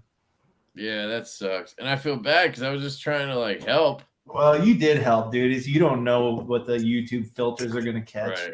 Well, I think next time what I'll do is pick one channel and then do multiple videos or something. So like just have them go back, watch another video, leave another comment. So it looks like they're going from video to video. That should catch on, you know? You can experiment, but yeah, I'll have to figure something out. All right, here we go. The winner of the James brand Slim Ellis Piss Yellow Aluminum is. Yeah, Troy's right. You did still give their channel some exposure, so it wasn't a total loss. Pretty Fly. Yeah, no, for sure. But it just sucks, you know? Yeah. Congrats, Pretty Fly. Pretty Fly. What up, dude? Winner. Chicken dinner. Anytime someone reads his name, do you guys hear the song in the back? Like, do you sing the words? What's the name of that band? Sugar Ray? No, dude. Pretty Fly for a white guy. It's is that Offspring? Offspring? Yeah. Because every time I see his name, Sugar Ray. I don't know. But every time I see his name, it's like a pretty fly for a knife guy. Like, can't help it. That does not happen to me. No. Ah. Yeah, I don't know why I was thinking Sugar Ray for some reason. Oh, because it's I Want to Fly or whatever, right? Isn't that a song? I Want to Fly. That's where I got confused. Come on, he put me on the spot, fuckers. And I got it right in like 2 seconds. Go fuck yourselves. Oh, dude, they're not gonna let you live that down. Dude, I fucking loved Sugar Ray when I was fucking 8. So did you fuckers. Yeah, no. Sugar Ray, Casey and JoJo, baby. All my life. Dude, when I was 8, first concert I ever went to, I probably should not admit this publicly because it's embarrassing. New Kids on the Block. There you go. 3rd grade. That's right your jam right there. Dude, they were popular. My first concert, I was 12. I went to Casey and JoJo when I was like 10. And then when I was 12, I went to a Kid Rock concert. Well, it was technically Metallica. And then I was there for Kid Rock. Dude, Kid Rock has a great show, dude. Yeah. Because I'm from Detroit, so he used to be like local there before he hit it real big. His energy on stage is fucking awesome. He's the best. Yeah, he was sick, dude. And so it was Metallica, and this is when these bands were kind of smaller. Not smaller, but they weren't huge. And it was Kid Rock, Power Man 5000, which kind of sucks, like hard rock. System of a Down. I think there was one other one.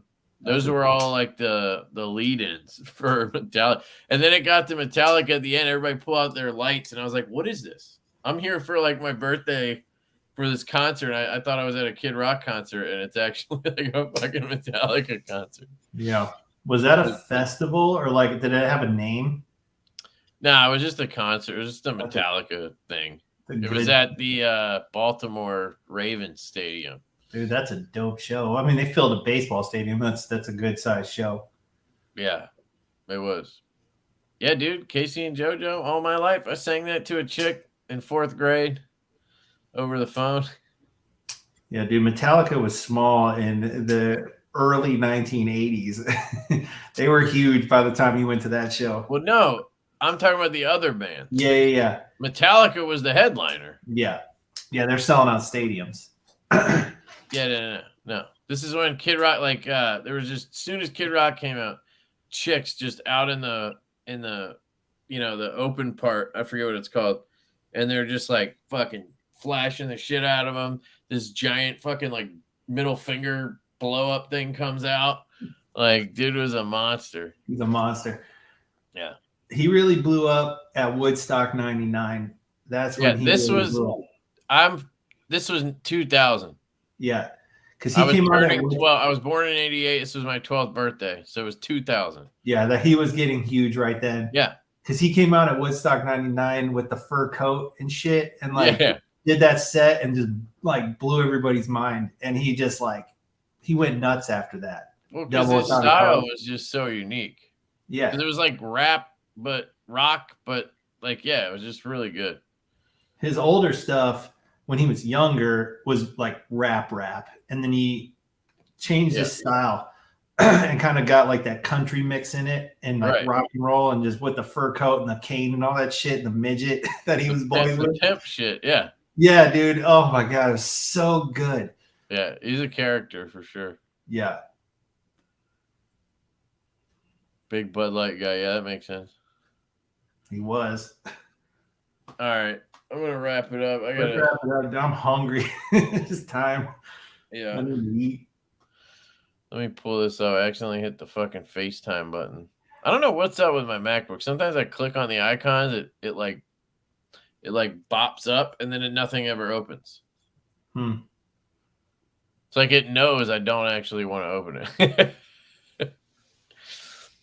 Let me pull this shit off. All right. So is there anything? Well, first off, the drop is tomorrow at noon. No, 2 p.m. Eastern at all your favorite dealers. 31 dealers now. Yeah, check the dealer list. I put the link to the dealer list in the description of this live. I also put the link to the Pony Stout. Get yourselves one of those too while you're at it. That'll be a nice Friday for you. You can pick up a Pony Stout and a Feel Good from White Mountain Knives in the same cart. Sizzle that bitch. So yeah, the drop. Is there anything you want to cover? We didn't go over like full specs. I don't know if you want to run it down or just let it go.